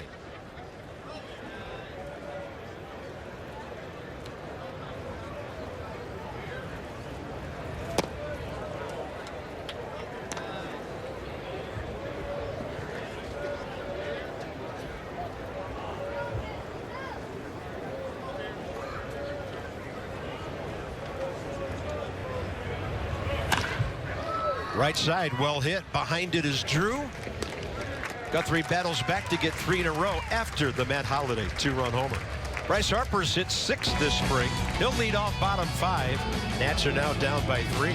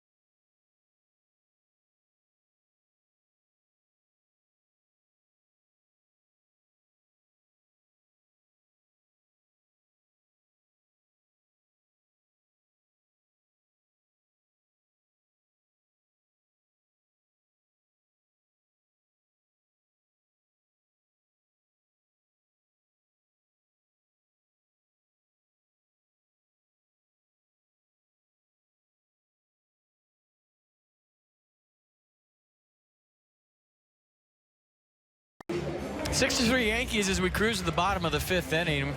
Check out the numbers of Bryce Harper, 2015 versus 2016. Huge difference. I mean, a lot of guys would take 2016 to the bank, but when you have the epic year he had the year before, an MVP, the comparison kind of falls off a little bit. But we've seen a lot of changes in his mechanics and his swing. A lot more under control this year. Look how upright he is. He's not as spread out, and watch how frozen or still his head is, which allows him to see the baseball bigger, allows him to make better decisions, see the ball longer. So under control so far from Bryce, although it's just spring training. We're seeing the 2015 version early. Fly ball to center, ground ball to first. Chad Green fades one outside. It's never been the type that gets too excited with spring training either way, Carp. Whether it's a bad spring or a good spring, no matter who it is. I just think a lot of times you get so caught up in the small sample size of spring training when pitchers are working on pitches for themselves to get ready for the season, not to get you out, which is during the season. And you're working on things as a hitter. You know, maybe today I'm swinging it off speed only and I'm taking fastballs because I got to work on that. Or, you know, maybe I want to go deep into the count today, or be aggressive on a given day, or I'm working on my slider today and that's all I'm throwing, or throwing it more than normal. So if a guy has a good spring or a guy has a bad spring, yeah, especially a guy with track record, so what? 2-1 off speed, and that is fair. Harper hit it so hard it didn't have time to go foul, and he's going to have a stand-up double to lead off the bottom of the 5th. And Bryce with his 8th extra base hit of the spring on double number 2. I mean, it's just so under control. Look at the balance. The stride is early, the head is still, and anything out over the plate is a dangerous pitch right now with the approach that Bryce Harper's sporting. So heads up, National League. Like I said, I don't know if a good spring is a good thing for Bryce, because now, you know, it might be the old pitch around him deal. Yeah. We'll see. Yeah, things sure went well for the first 2 months last year before we got to Chicago. Before Joe Madden walked him 7,000 times in one series. Well, and then I think it was 13 times, right? They tried to walk him 14 times, but they hit him. It's true. Here's Rendon. Anthony having a very efficient spring, hitting right around 270 right now. Walking a run and a ground ball to short today.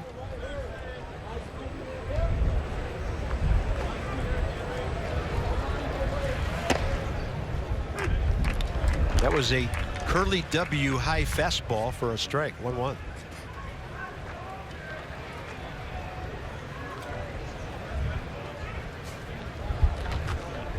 That's why Dusty Baker likes Anthony Rendon hitting behind Bryce Harper. It's a perfect situation, the perfect guy for this situation. He likes to drive the ball the other way.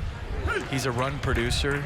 You remember he went a long time without an RBI last year, but he's hitting second early in the season. Dusty said, hey, man, I got to get you driving in some runs. So he lowered Rendon down in the lineup. Yeah, and then you look up in October and he's driven home 85. Exactly. But he's looking to drive the ball to the right side here. Maybe not down by 3. We'll see. 1-2 now. A count that dictates survival. Now he's got it back even, 2-2.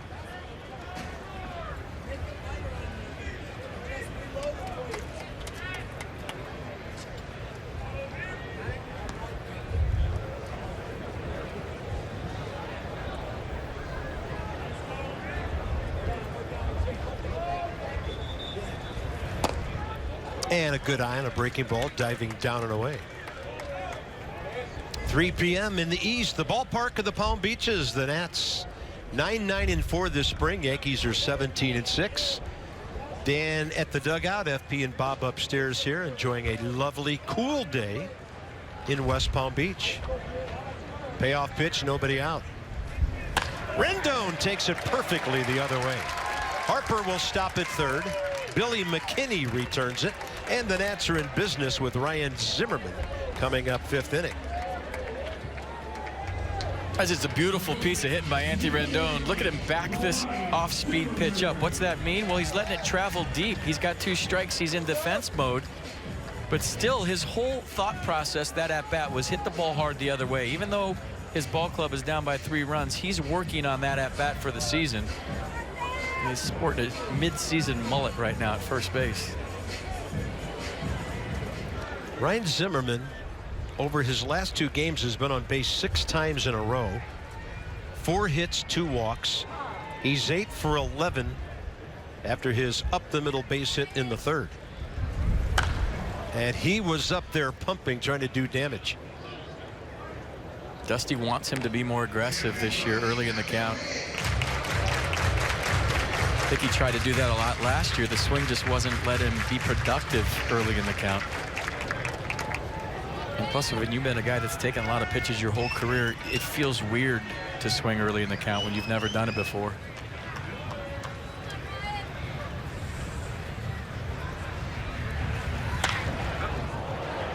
What will the wind do with this one?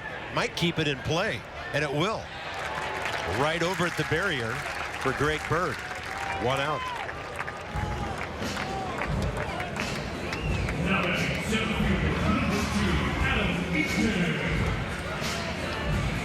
Adam Eaton has an RBI single today that he pulled to right. Fly ball to right, 1 for 2.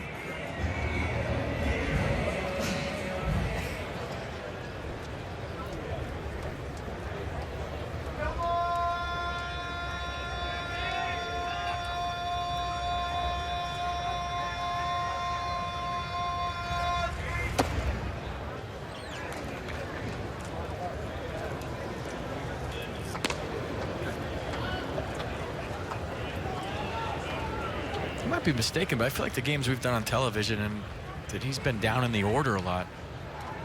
And you know, when they initially acquired Adam Eaton this year, you're thinking he's either going to be hitting 1 or 2. Yeah, I think, well, this is our 4th game. I think in 3 of those you are right on. He did bat second last time out when he had that wind-blown homer over to left. I was very intrigued about him and Turner back to back. Haven't seen much of that.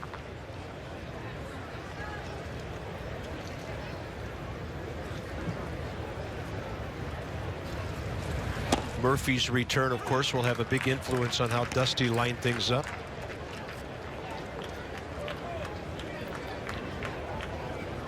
Adam Eaton's game reminds me a little bit of Lenny Dykstra, although Eaton throws better than Dykstra. And maybe, well, I don't want to say, I don't know about the pop factor, but similar. Nasty breaking ball in the dirt. Adam Eaton upset with himself as he strikes out. 2 down. The lineup and Dusty Baker tossing and turning, Dan, all night at times regarding that. He's admitted, Bob, he has tons of options with how he might situate this starting lineup, and he's told us that Adam Eaton has expressed to him that he would like to lead off if it was up to him. But Dusty has kind of indicated a couple times that it will probably be Trey Turner leading off in this lineup, which leaves Eaton maybe in the number 2 spot, maybe a little lower down. That kind of remains to be seen. Eaton kind of loves that leadoff spot, but Dusty's indicated that might not happen. We'll see. 3rd at bat today for Stephen Drew. It's gone the other way twice, once with a fly ball, then a line drive heading for the gap that was picked off by Aaron Hicks back in the 3rd. He's been replaced by Tyler Wade out in left field now. Well, you wonder why guys want to lead off. Why would Adam Eaton want to lead off? It's a mindset that you have. It's a comfort factor that you've done it a lot, but you know, you feel like your value to the team is getting them going. I'm a spark plug. I'm going to get on, you know, I go, we go. I'm going to steal some bases. I'm going to raise heck out there. I'm going to make the pitcher think about me. I'm going to score runs. That's what I like to do. So it's more of a mindset you have as a hitter when you're comfortable in a leadoff spot. And Drew scorches another one to left, and Tyler Wade right there. Stevens got a good stroke going that way, unrewarded today. Nats have stranded 7 in a 6-3 game.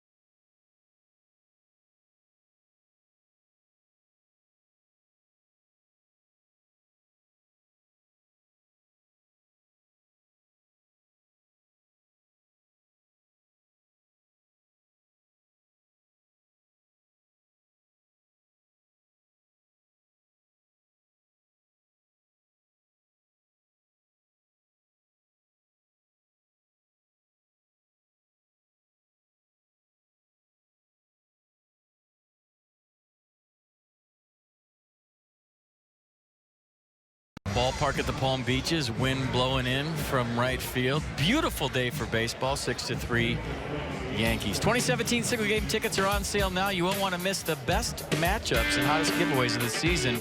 The pursuit starts now. Visit nationals.com/tickets to get your 2017 tickets today. Screech. Walking the tightrope as we stop. Didn't I'd rather start the top of the 6th there. Didn't he just have a kid? So there was a nest in D.C. They just had a baby eagle. I don't know. Was that Screech's? Really? Maybe. Never know. Rob Refsnyder, 0-2 on a chopper foul. Another inning of work for Jeremy Guthrie, who gave up the Bird double, the holiday home run, before getting the next 3 batters in the 5th.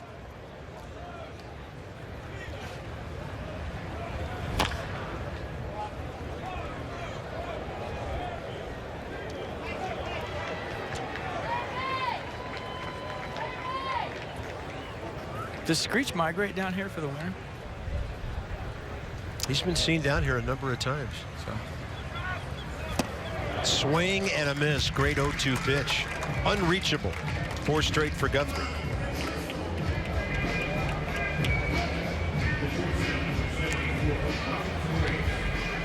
A changeup again from Guthrie. Good pitch. I believe it was a changeup. 80 miles an hour. Just kind of turns it over. The late movement and fade. And Refsnyder way out front. Ronald Torreyes with Brett Gardner on deck. First pitch, flare center field. Covering that in plenty of time. Adam Eaton, 2 outs. We'll be back with you Thursday. Mets will be here. Just under an hour down here from Port St. Lucie. You might get to see Tim Tebow. You could. If that interests you. A couple of knocks lately. There's Tim. Checking out the game.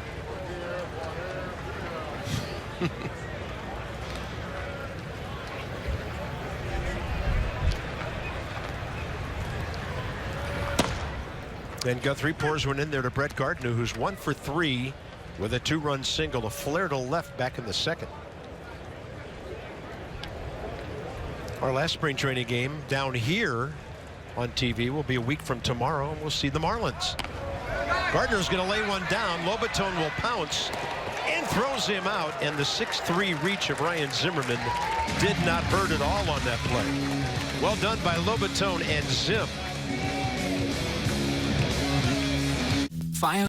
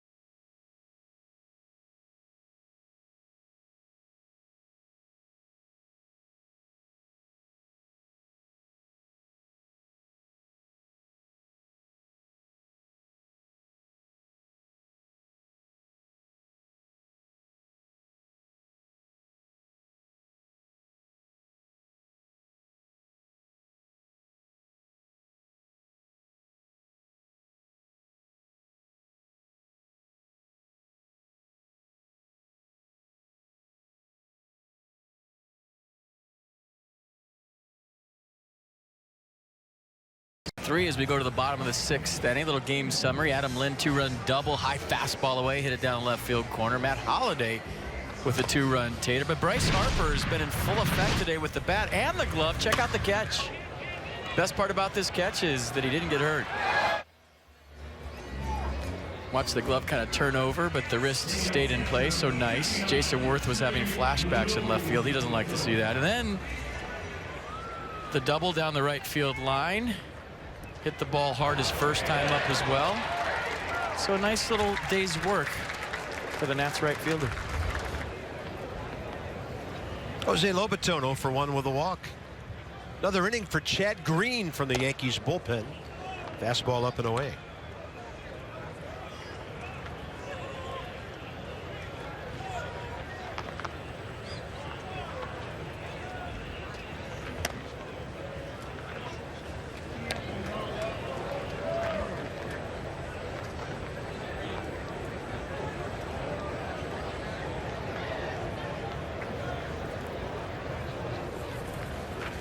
Lobaton, a nice rip. Yankees have taken out most of their starters now. Austin Romine, the catcher, the only one who remains. As the ball finds them, we'll tell you who they are. Yeah, tell me. There's one guy I'm not going to tell you because you don't like him. Oh, there he is. Pete Kozma, third base. Played at AAA almost all of last year for the Yankees. I mean, you're making Nats fans have nightmares right now by putting that on the screen. Oh, heads up. That went right into the screen at the home plate end of the Yankees dugout. He shares the same middle name as Bucky Dent has in Boston, in the D.C. area. 2-2. Little known fact.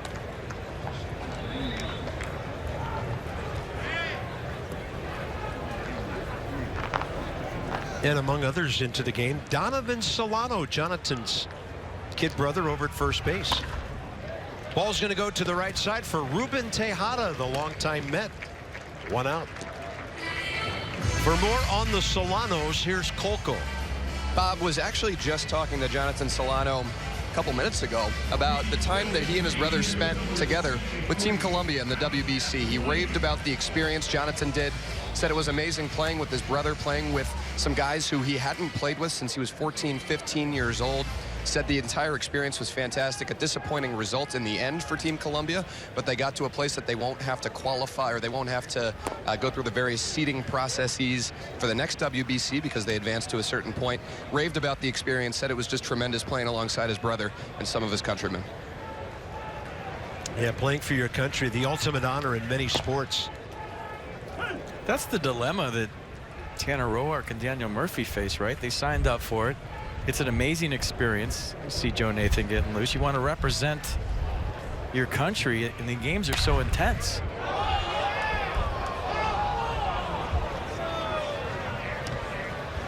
So that shift not really working for the Yankees so far against Adam Lynn. I mean, no.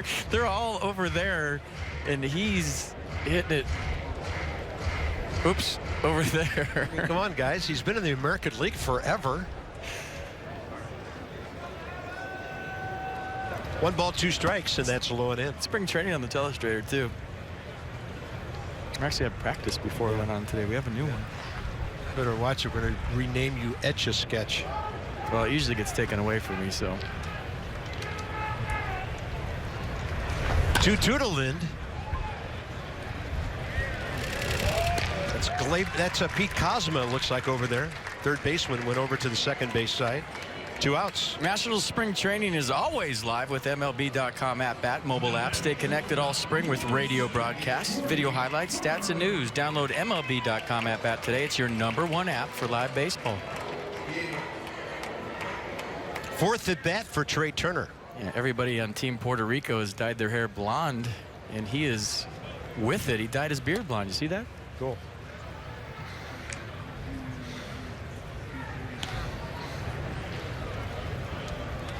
Yeah, Dad and his little guy out on the berm watching a spring training baseball game. Beltran's beard is blonde just like that. Dad passing it along. That one's more orange, at least on my monitor. Well, maybe he's a Marlins fan mixing it in. 1-1, busted bat. Ball hit the side of the mound to his left. Gleyber Torres and he takes care of Turner in a hurry in this game. Suddenly through the middle innings and on into the 7th.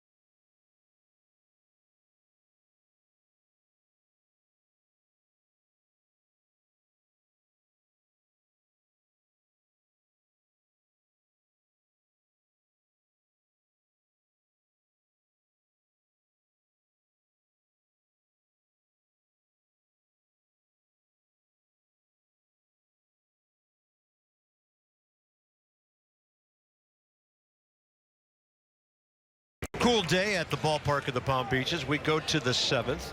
Our ever-expanding Masson stable of outstanding talent got expanded a little bit last year when Mark Zuckerman joined us. About this time last year down in spring training. It was. So, Mark, welcome to the booth. I know you've made periodic visits with us. Your thoughts on what's going on with the rotation now? Strasburg pretty solid yesterday, especially at the end of his outing. And then the whole Max Scherzer opening day deal. Yeah, I mean, you wouldn't necessarily want to get to this point in the spring and not have your Cy Young winner and supposedly opening day starter having not pitched in a Grapefruit League game yet. But the signs have been good. He is scheduled to throw on Wednesday against the Cardinals. He's been able to use the two-fingered fastball grip when he faced minor leaguers the other day, so that's a good sign. So Max says he needs 3 of those starts. If he can do that, he should be fine. And I think if you line it all up, we may see him by the 3rd game of the season against the Marlins. So that's a good sign for him. And then they need to get Tanner Roark back, obviously. He's pitching in the WBC semifinals tomorrow. That'll be interesting because he's not going to have a lot of time to get his work back in, build up his pitch count again. So that could be something to watch going into the season. But they are finally, as we get here to the end of the spring, going to have all 5 starters in camp and pitching in big league games. Tanner just wanted to go to San Diego, I think. Who wouldn't? I know, right? Yeah, and FP and I just a minute ago, inning or so ago, talked about the whole Tanner Roark thing with the WBC and how normally you'd be here building up your innings, and it's a whole different deal.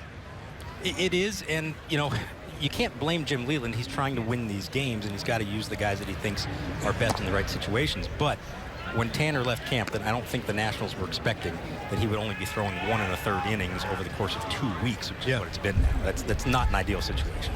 Or to go back out for that 2nd inning and have to get out of a jam that early for any pitcher is tough because you're not ready for it. Tyler Wade, ground ball to the right side, retired by Joe Nathan. So here they are, the top 5. Dan just talked with Joe Ross a few minutes ago. We haven't had a chance on TV yet to see Gio pitch. From what you've seen at camp, because you've watched him every time out. He's looked great. And the biggest thing, I mean, the results have been good, but I think the biggest thing that most people around here have been impressed with is how efficient he's been. He only had 49 pitches in 5 innings the other day, which is a big thing for him. You guys know, having seen him over the years, when he's on, he's able to get the quick outs and isn't, up to that 100 pitch count by the 5th inning, anything like that. So that's been a big thing. He's been trying to get ahead in the count. He's not worried about striking out guys. He's trying to put away batters, not get ahead and then start, fooling around, and all of a sudden they're fouling off pitches and driving up the pitch count. So if he can keep that up, that's a big thing for him moving into the season. Huge for the ball club. Realize he doesn't strike everybody out. He can get some efficient outs early in the count. You work that changeup. Mark, you've been here. We haven't seen Steven Strasburg pitch out of the stretch. What's that look like to you? It's funny because you're so used to it, say, like Joe Nathan right now, pitching out of the stretch. You don't even think anything about it as a reliever. And to see the starter, Strasburg, who we've seen so many times over the years and analyzed so much over the years, not going out of the windup, it's a little bit jarring at first. But I think what Steven has pointed out, and it makes sense, is it's fewer moving parts. If it allows him to repeat his mechanics any better and avoid putting any extra stress or bad stress on his elbow, on his shoulder, whatever it might be, he's not losing any velocity. He threw 98 the other day. Then why not give it a try? He hasn't committed to it for the season, but so far I think he's been pleased with it. Mike Maddox has been pleased with it. You're seeing a few guys around the game start to go this way. If they feel like they don't lose their velocity from it, it's not necessarily the worst thing to do to try to keep your mechanics in order. Mark Zuckerman with us from MASNsports.com. 1 ball, 1 strike to Clint Frazier after Donovan and Jonathan Solano were together in the batter's box for 1 pitch a moment ago. Kid Brothers singled up the middle. He's at first with 1 out here in the 7th against Joe Nathan.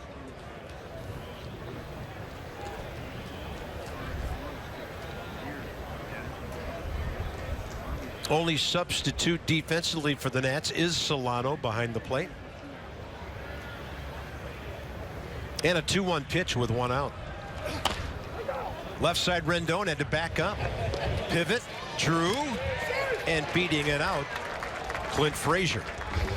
Mark, any other topics you'd like to explore here before we get to the end? Well, you know, Joe Nathan out there is an interesting story himself. 42 years old, and he's looked all right this spring. We talked to him this morning. He said, number one, he's been healthy.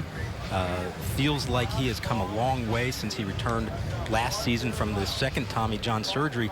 Now, he knows the situation. There are not very many spots available in the opening day bullpen, especially since they signed Joe Blanton. So he knows the score here, but he feels like he's shown what he needs to show, that he is healthy. He's been there before. And if they decide they want some experience in their bullpen, you could do a lot worse than Joe Nathan. I watched Eddie Romero pitch in the WBC the other day. I did not know he was bringing 99 to the table. Yeah, and that's an interesting question, too, because here's a guy without options. And they haven't gotten a good look at him because he's been away from camp all this time. They've been watching him on TV and getting reports, but they want to get a real good look at him now that he's back over this last week or so, because that's a decision they're going to have to make. He's got the stuff. Can he throw it over the plate, which was a bit of a problem for him in Tampa Bay. And it hasn't been a WBC. It's funny because I forgot that the Nats signed him, right? Because we haven't seen a whole lot of him down here. So I'm watching that game and I'm like, who is this guy? He's got to be somebody's closer. And he's just blowing 99 past everybody with decent off speed too. So, I mean, there's a sleeper candidate maybe on a given day. Yeah, absolutely. And you know, all these decisions, you can always talk about, hey, just bring the best 25 guys north. And yes, in some ways that's true, but the options game always plays a factor in it. Let's say it comes down to Romero versus Coda Glover. Look, Coda Glover is going to be a big part of this bullpen this season. He's got options. Andy Romero doesn't. Sometimes you have to do what's best for your team over the full season and keep as many good arms as you can. And so it may come down to something like that. 2 balls, 1 strike. I guess the fact that we're not talking about the lineup at all means things are okay there. Oh, sure. Everything's just fine out there. No problem. They've looked fine. No, I mean, Zimmerman's gotten hot the last 4 days. That's been a good sign. Bryce has been hot the entire spring.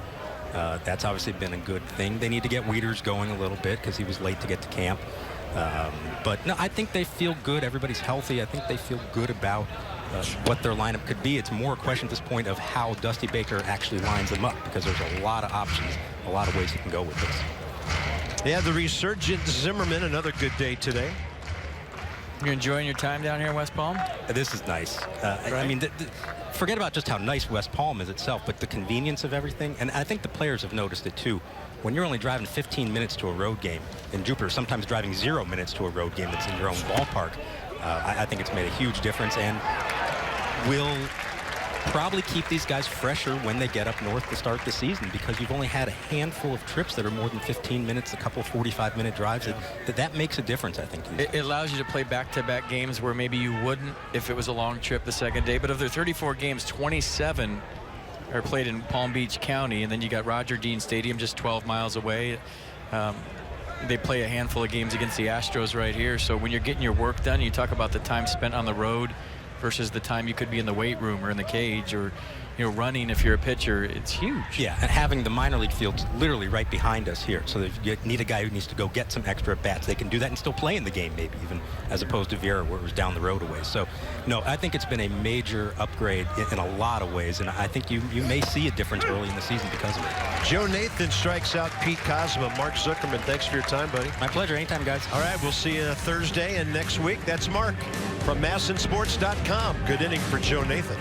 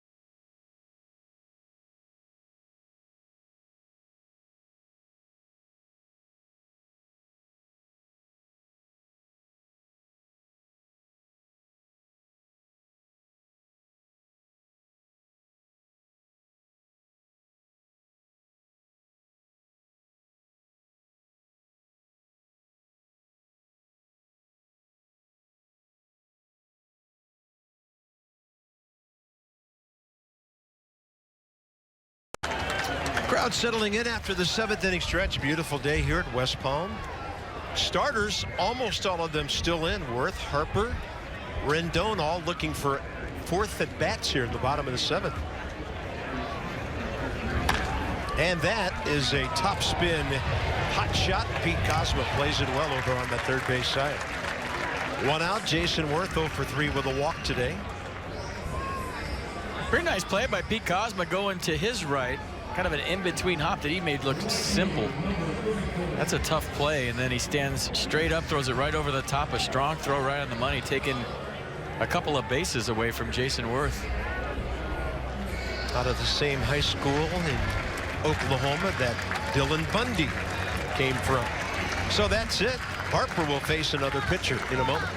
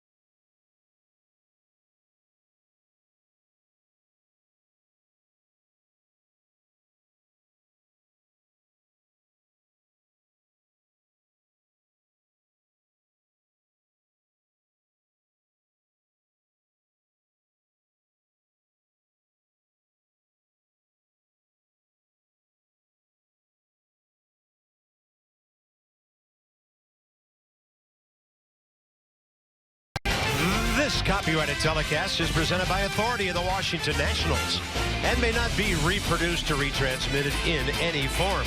And the accounts and descriptions of this game may not be disseminated without the expressed written consent of the Washington Nationals. Oh, coming at you. Yep. I think I see a shark right there. See it? We will be there in about an hour. And it'll be Bryce Harper right now against right-hander Ben Heller. Yankees' fourth pitcher of the day. All right, Heller, 3-pitch guy, fastball, slider, change. Fastball last year averaged 95.5 miles an hour. 10 games. Opponents at 324 off Ben. Fastball really sails on him there. Actually probably off speed from him. 10 games for the Yankees last year with a big league win. And there's left-hander Neil Kotz next for the Nats. Another good inning by Joe Nathan. Number 74 is putting on a good show here in Florida. He knows how to get guys out. I mean, he's been doing it his whole life. That's going to be interesting. I think Bryce is swinging here 3-0. I don't remember him being a 3-0 green light guy, but end of the day, you're swinging it well. Why not? Double last time, 1 for 3, hit the ball hard twice.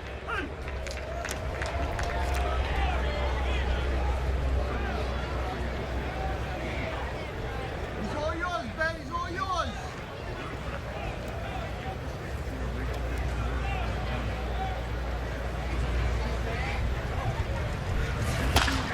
Off the end of the bat and an opposite field hit for Bryce Harper. A 2-for-4 day. I don't think he's going to run the bases here. I think I see Brian Goodwin going to take over for Bryce Harper. So nice day's work. Bat died a hero. Take it in the clubhouse. Get your work done. Maybe lift some weights. Get some run in on the backfield. But a good day for Bryce Harper all the way around. We are liking what we are seeing from number 34. Oh, yeah. Another extra base hit today. 8 of them here. Here's Anthony Rendon. Walk, run, single, 1 for 2.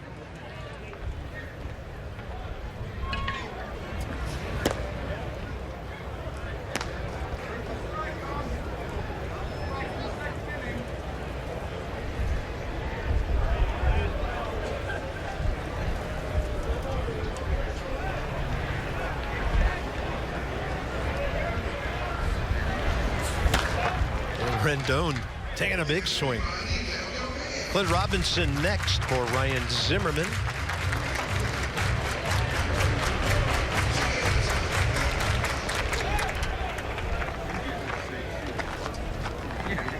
And Ryan was on twice more today. A walk, a run, a base hit. We'll end the day 8 for his last 12. Front door breaking ball, a beauty from Ben Heller. 1 ball, 2 strikes. From Milwaukee. 25 years of age. Originally drafted by the Indians.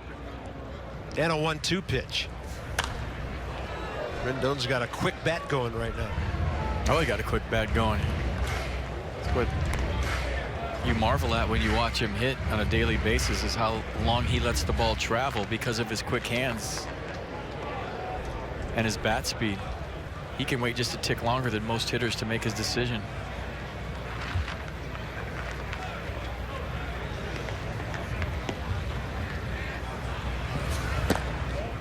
Anthony IDs the breaking ball, headed outside, 2-2. And has never gone around on the check swing in the history of his career ever. It is amazing. It's amazing.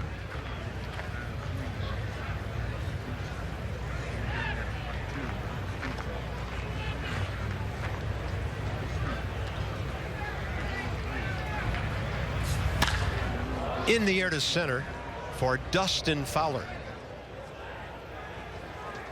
2 outs.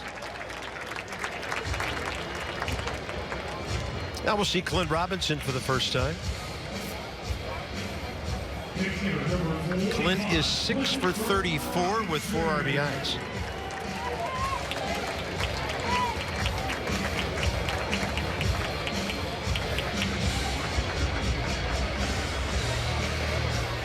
Had a nice BP today. Was hitting the ball hard the other way. Dusty Baker commenting on how he's been looking at the plate lately.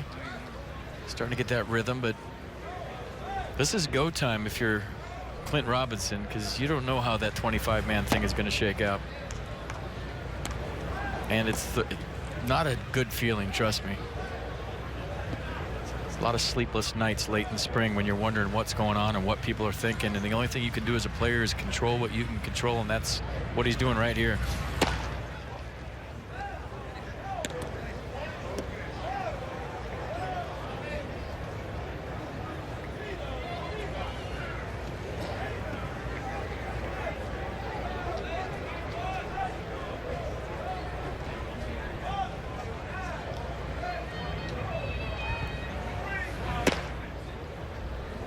You start to imagine things. You're like, oh, the hitting coach didn't say hi to me today. I wonder if, you know, every little thing. You start getting in your head. You start thinking way too much.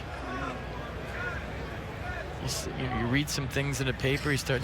I'm not saying Rick Shue didn't say hi to the show, Rick Shue, but I'm just saying, for instance, you know, maybe the manager didn't say what's up to you in the morning, and you start saying, oh, what's going on? Been in that position a lot, and it's not fun, but Dusty Baker tries to get everybody enough at-bats so they all feel like they had a legit shot to make the ball club. He's better than most managers at that, for sure. Well, the Nats have some young players they brought along today. And this will be Dale Carey, 25-year-old outfielder. And last year with the Potomac Nationals, he hit .209 with 7 home runs and 29 batted in.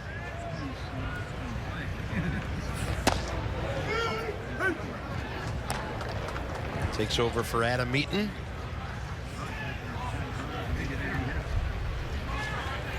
It's a hurricane in the batter's box right now, Bob. Show respect. Oh, yeah? Yes. From the U. I love it when the football players during the opening lineup.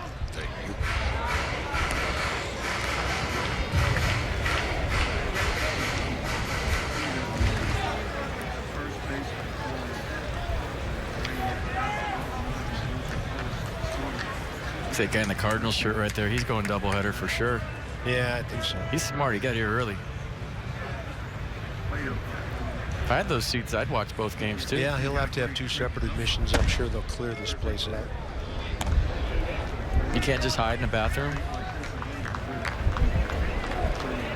Don't know. I haven't checked out the security parameters here just yet. Let's try it. I'll go right field line. Just kind of stand in a stall on top of the toilet and see if I can sneak in for the second game. Yeah, I've seen my lifetime allotment of St. Louis-Houston games, so I'll let them all have a lot of fun by themselves.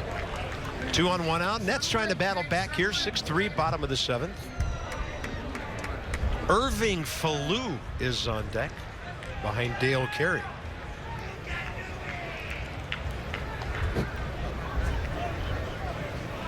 .3-1 pitch. Out of play right side.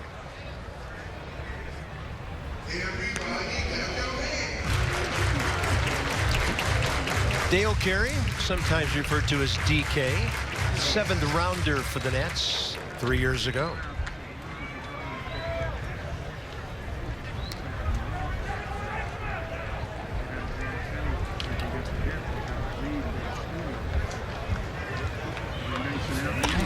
And with the runners on the move, a pop-up to the right side. Over to grab it, Ruben Tejada, and the Nationals are gone at the bottom of the 7th. They've stranded 9 today.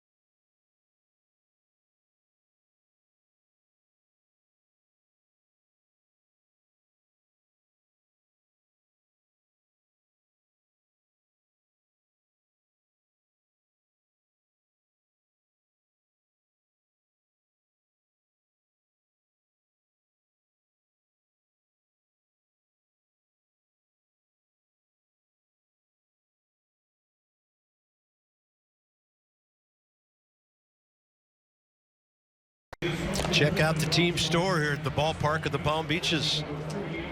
Kind of an interesting thing. You walk in, there's a rack on the left with Astros stuff, a rack on the right with Nats stuff, and then you just kind of gravitate toward the red or the navy blue side of the store. Left field corner here on the main concourse, and here's Neil Kotz, who for the Nats will make his 7th appearance of the spring. 4 hits in 6 innings, hasn't given up a run yet. Couple of walks and 5 strikeouts.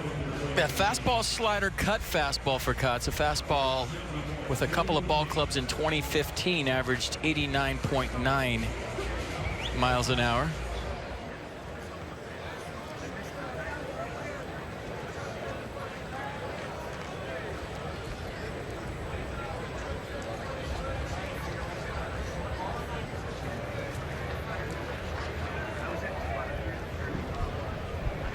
Billy McKinney, first at bat for the Yankees today, took over in right field for Aaron Judge.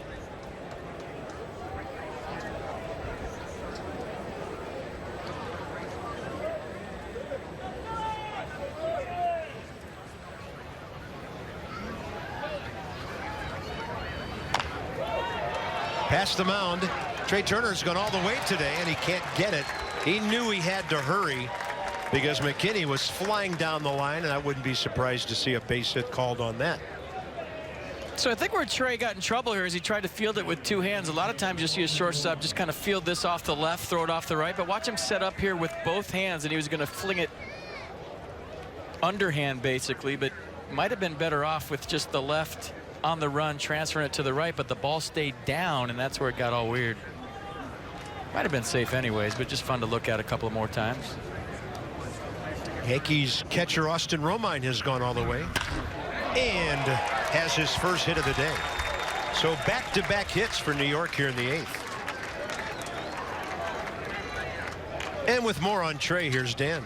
Bob, if fans at home are wondering why Trey Turner is the only National starter still in this game, it's because of what just happened a minute ago. The Nationals are trying to get him defensive chances. Dusty Baker and Chris Spire joked to each other throughout the game that they want the opposition to hit the ball to Trey. Trey, obviously moving back to shortstop on an everyday basis this year, has gotten very, very few opportunities there so far this spring training. So Dusty leaving him in, trying to get him opportunities to make some plays, get his feet under him, and feel comfortable back at his old position at shortstop. There's Ruben Tejada. Or you could take a million fungos and it's just not the same with the ball coming off the bat live. And what you could also do is just stick him at shortstop in a minor league game and let him play defense. And that's it for both sides. That'll get you a lot of opportunities. But sometimes you do stuff like that, you don't get one chance all game.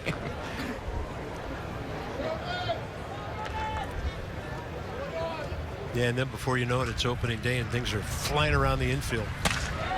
There's one that flies over the infield. That'll load the bases with nobody out. Chris Heisey up with it. 3 consecutive hits against Neil Kotz, who, as I mentioned, has been pretty untouchable in the spring.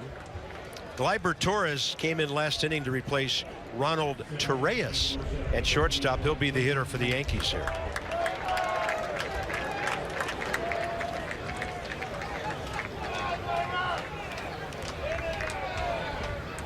Neil Kotz got to be thinking, I've made some pretty good pitches in this inning. It's bases loaded, nobody out.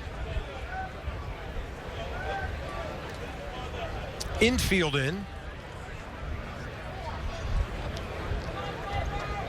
Target in from Solano. And Neil Kotz over but low, ball 1.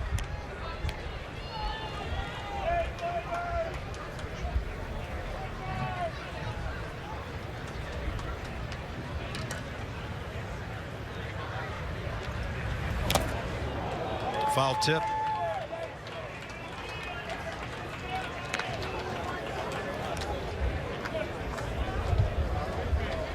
Yankees 13 hits, Nats 7. New York leads 6-3. 4-run second inning that started with 2 walks by Vance Worley got New York on their way offensively today. Nats 3 in the bottom of that inning.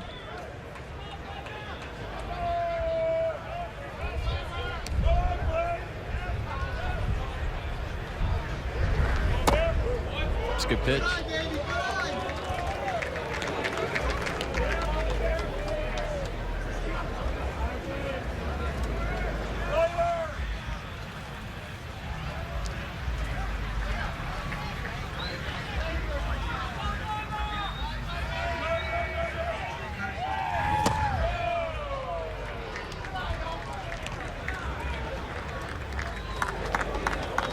3-1, bases loaded. Every hitter's dream to be in a 3-1 count with the bases loaded.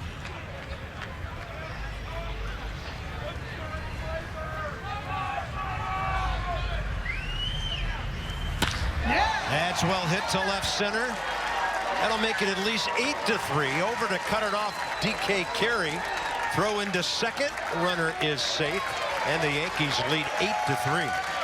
4 consecutive hits.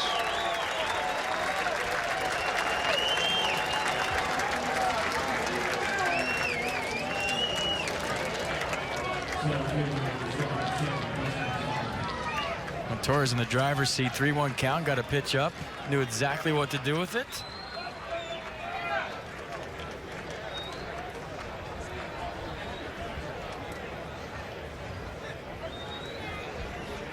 Now runners at second and third, infield still in, nobody out. First at bat today for Dustin Fowler, center fielder. Under it, high in the air to right. Ryan Goodwin battling the Sunfield out there. One-handed grab. He'll throw it into third. Keep that runner at second. And now it's 9-3 on the sac fly.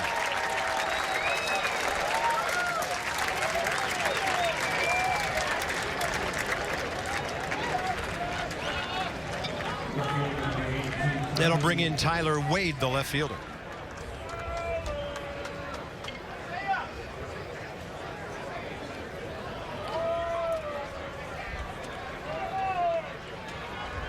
The Yankees are tied for 5th in spring training with 134 runs coming into today. That's going to go up. They lead the majors with 34 home runs in spring training before today. And their 42 slugging percentage is 3rd, so they've been swinging the bats down here in the Grapefruit League. Their biggest question, I think, is starting pitching. Their bullpen's locked down. Oh, yeah. They got Tyler Clippard, Betances, some guy named Chapman at the end. It's a thumber. He throws like 80. Yeah, he was a throw-in deal at the end of the offseason.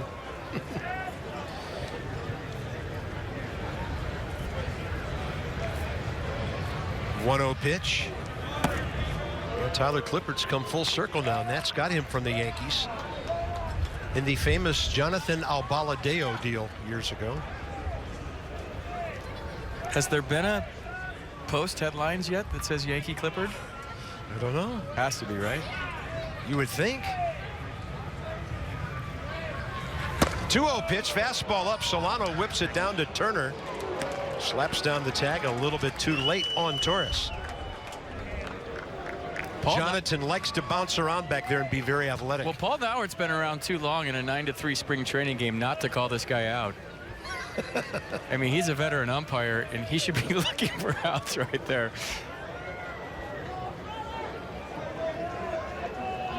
Jonathan loves to get after it back there. Pitchers like throwing to him. 3-1.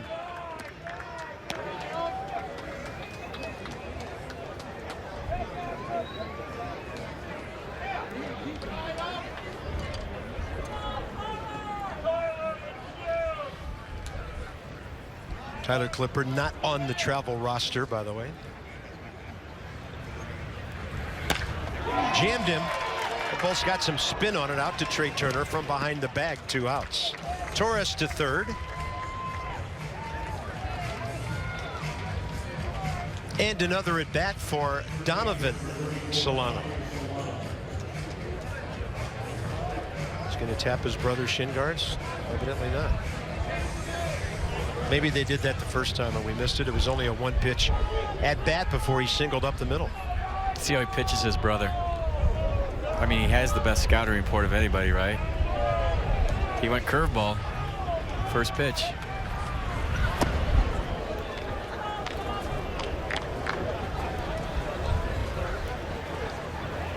Think you maybe get a little cough for your brother right here and let him know it's coming.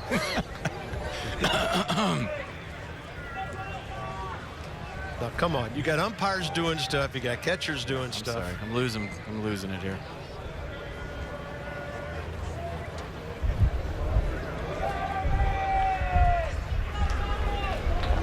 One 1-0 pitch with a runner at third here in the 8th. Strike call.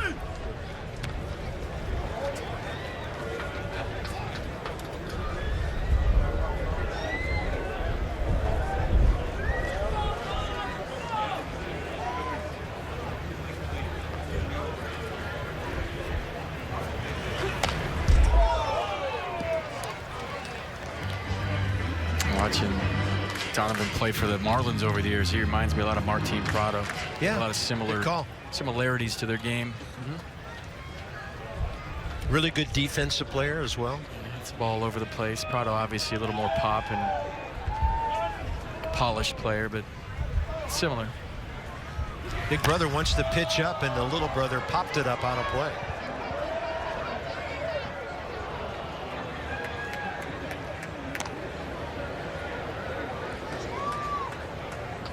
So if Jonathan's the Onion, what's his brother? His nickname, the Onion, right? Shoestring, onion rings, I don't know. Yeah, the Onion truck got them from Colombia, into Venezuela so they could pursue their dreams. 1 ball, 2 strikes. Foul tip off the brother's gear.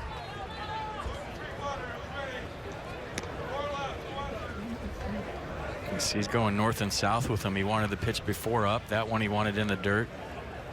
High low. Maybe they go back high again after the pitch down.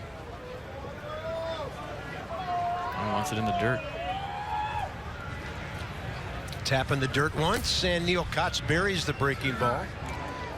Jonathan, a good blocker of the baseball, 2-2.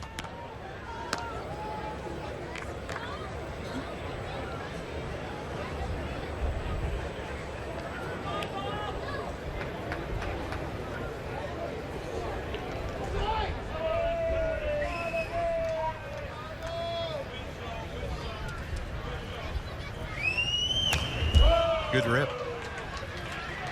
This is the type of at-bat I remember from Donovan. Just the guy that battles, will fight you, give you a good at-bat, find a way to win games. A lot like his brother.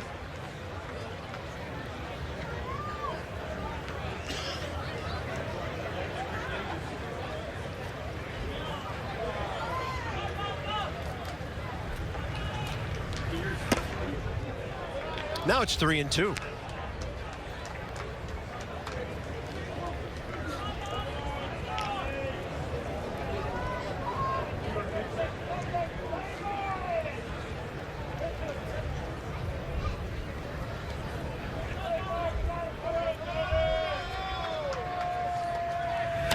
Kotz jams him. Pop up. That's Irving Falou who will lead off the bottom of the 8th. Yankees pick up 3 more. They've turned it into a 9-3 game.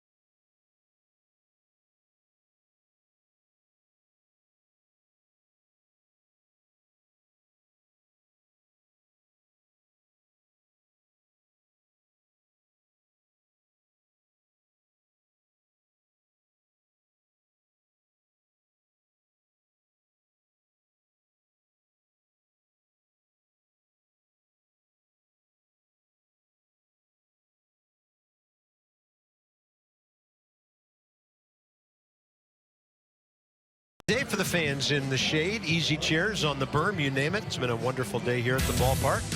And on Saturday, the 25th, come out to Nats Park. You can watch the Nationals and the Astros on the big HD video board, Nats HD.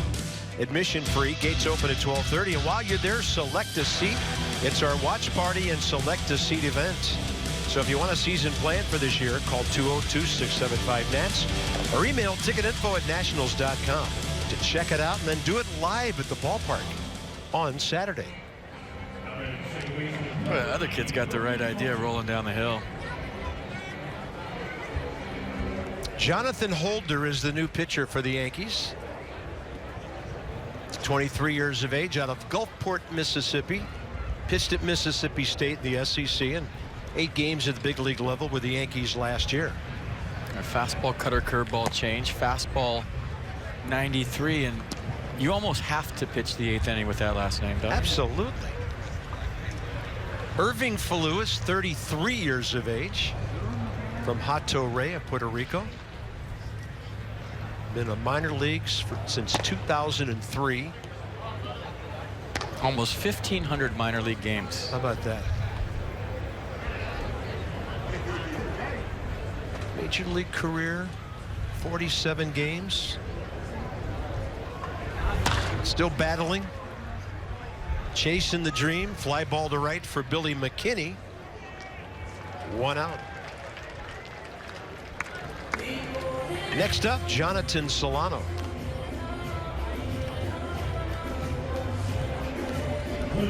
Jonathan was at Syracuse last year. 52 games for the Chiefs. Hit .225. Signed with the Nationals 12 years ago at the age of 20.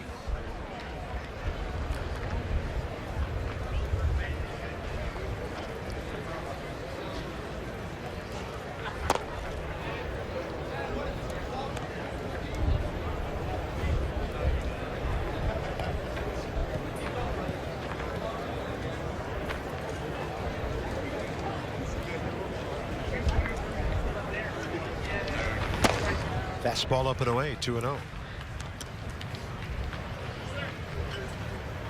Parts of 3 years with the Nationals and the Marlins. Jonathan, 103 big league at bats, 2 homers, 10 RBIs. 11 for 15 this spring. Yeah, how about that? 733, a cool 733 in the Grapefruit League. I think he's going to win the batting championship down there. It's enough at bats to qualify for me. It is.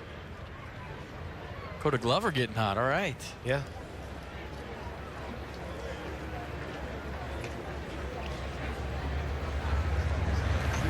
Whoa, look out. Right near his sleeve.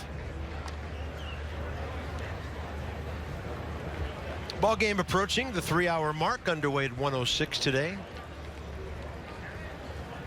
About half the crowd remaining. Maybe some ran out to get a bite and they want to come back and watch Houston and St. Louis tonight.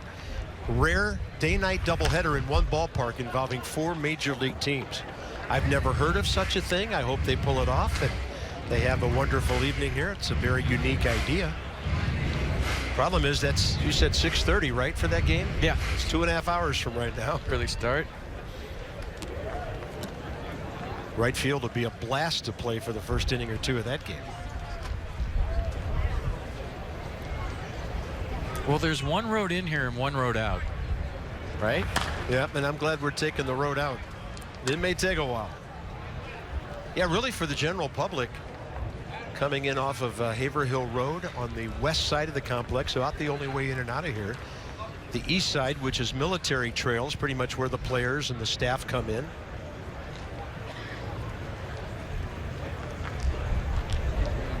Oh, this place is impressive.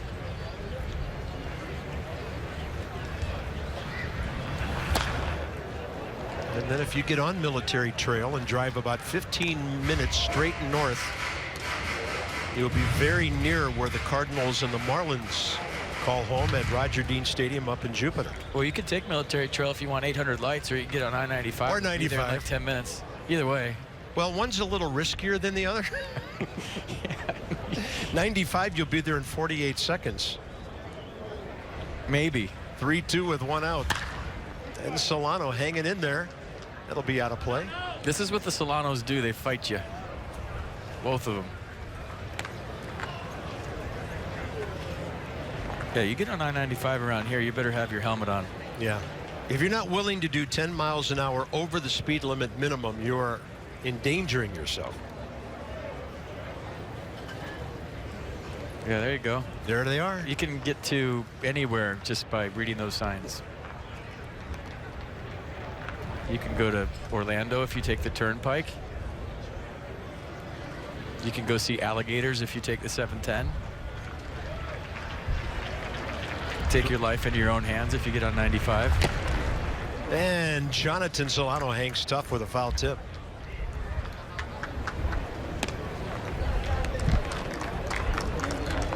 Good fight going on here. Absolutely. Pitch number 10 coming.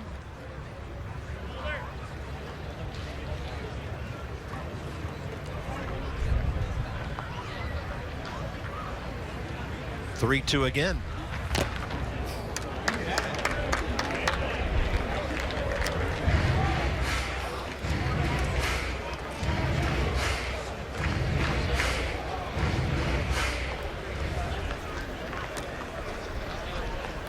Nationals have scored in 1 inning today. RBI hits by Adam Eaton and Adam Lind. Lind, by the way, still in there as DH. He's on deck.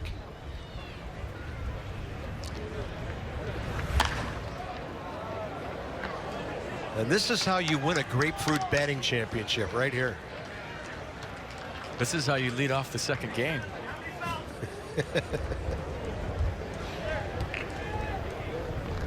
There's Adam, who's 1 for 3 with an opposite field double. In fact, he's hit the ball the other way 3 times. Well, that's where as a hitter, Carp, you want to finish this at bat. I mean, you're grinding. That's got a lot of topspin out to Gleyber Torres. Solano hustling out by a step, 2 outs.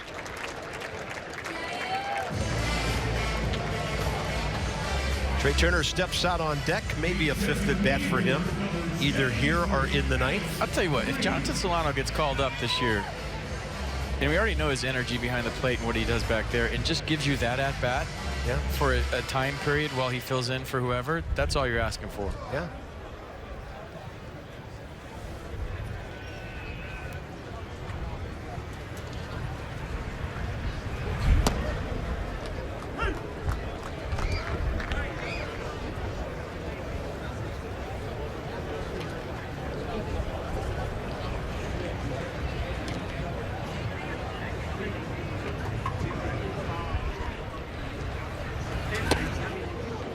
And 2 on the swing and miss. They've had the shift on for Adam all day. He beat it with an opposite field double for 2 runs back in the second.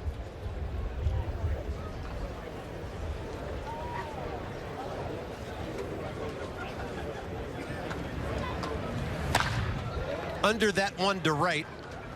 Billy McKinney tracking it.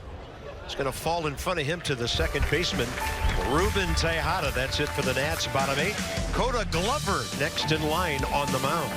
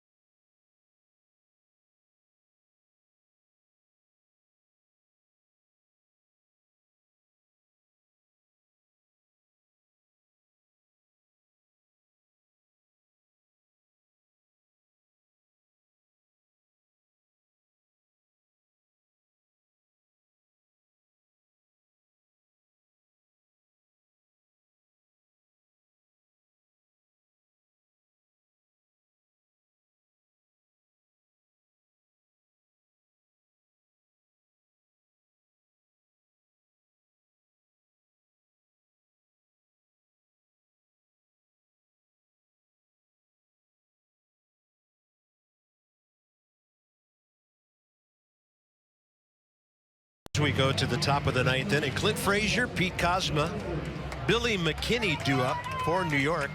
And here's Coda Glover. And in the spring so far, Coda 8 games, a 1.29 ERA, 3 hits in 7 innings, 1 run, and the strikeout to walk number 11/1. Yeah, been impressive with the 96-mile-an-hour fastball. He's cut that fastball out, as we saw last time out. Slider, curve, occasional change to go with it. Big outing for Cota Glover. Every time you take the mound when you're trying to make a ball club, it's a big outing. And somehow, some way, you trick yourself into thinking you're out there in a save opportunity. You have to. Sure.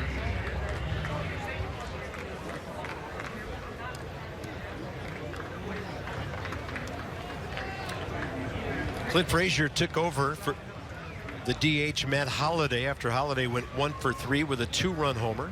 Frazier hit into a fielder's choice and stole a bag. First time up 2 innings ago. Glover starts him with a breaking ball and it stays outside.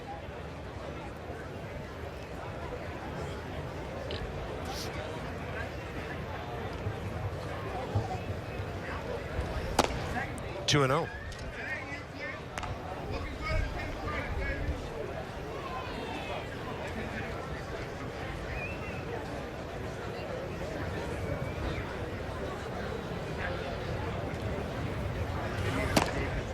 That's a good heater to the outside half. By the way, the final results of that Twitter poll we did last broadcast. Who do you think should be the Nats closer? Cota Glover won that 43%. Sean Kelly had 28. Blake Trinan had 29. Interesting. Very interesting. Yeah, and over, well, 1,800 people voted on that. 1,800 fans. And I heard that's what Mike Rizzo and Dusty Baker are going to go off to make their decision. The Twitter poll. Cool. I love it when the fans get to call the shots. Do a lot of that this year. Right side, and that ball handled by Glenn Robinson over there. I think it was the day that he struck out the side, too. The results were a bit skewed because nobody came close to hitting him that day. The other two guys didn't pitch in the game, and Cota did, and he did real well. So, but he's going to be a major league closer. I think it's just a matter of when. Love the makeup, the intensity. He'll face Pete Kozma here.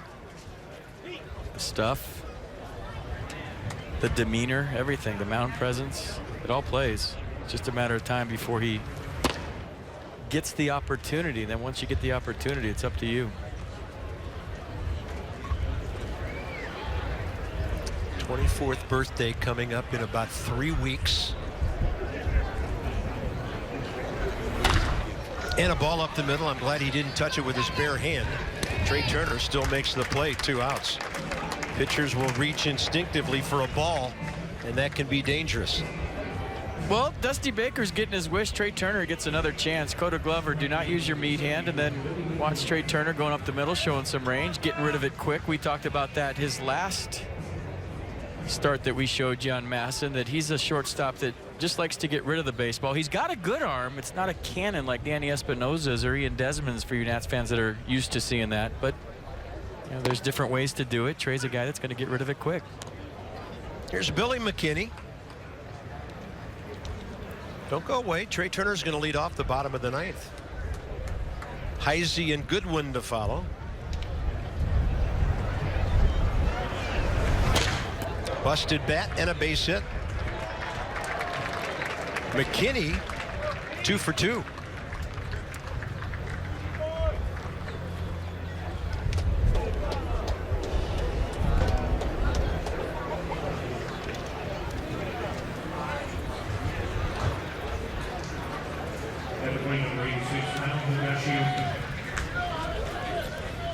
Well, this is Hayo Higashioka.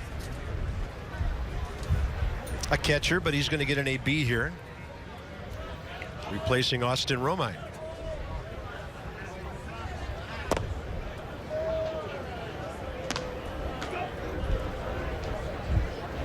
How'd you get the pronunciation? Did you get that off Baseball Reference? That was money. It's standing here, sitting here right in front of me. Prepared hours earlier. You did. You were here at 6:30 a.m.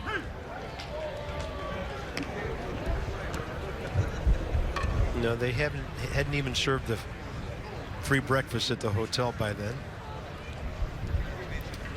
Austin Romine had gone all the way. 1 ball, 1 strike to Higashioka. 2-1.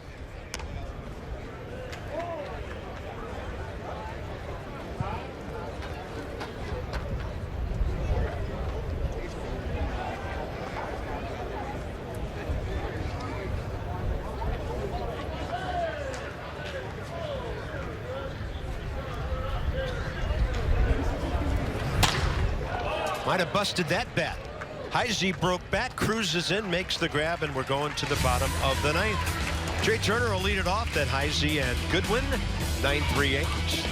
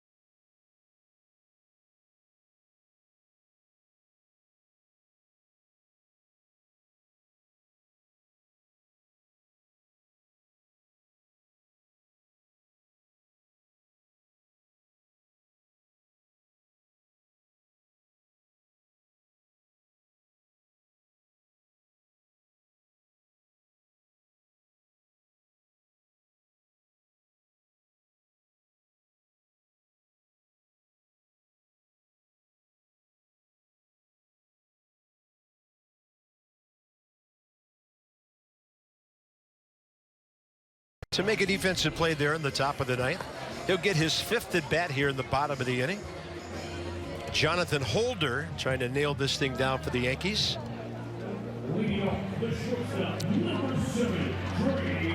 Chris Heisey and Brian Goodwin to follow here, bottom 9.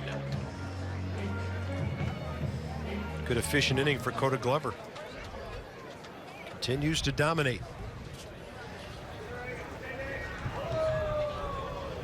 Trey 1 for 4 today. Stole a bag.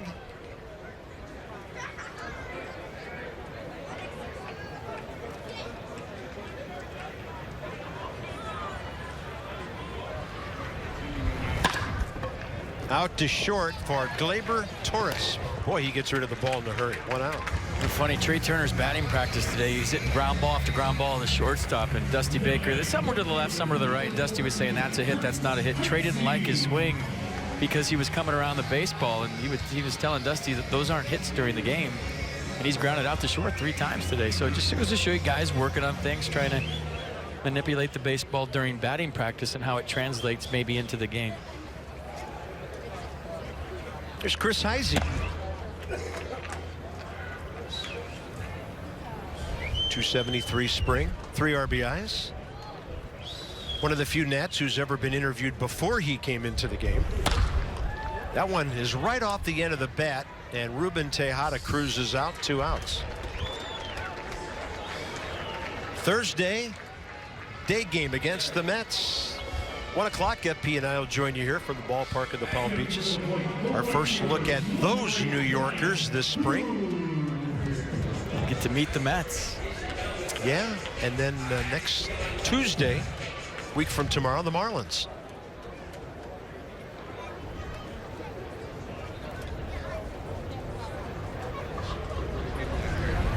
Does Mr. Met make road trips is the only thing I want to know. Might see Tim Tebow, does he make road trips? Brian Goodwin, 4 for 32 in the spring. A couple of breaking balls dropped in there. 1 ball, 1 strike.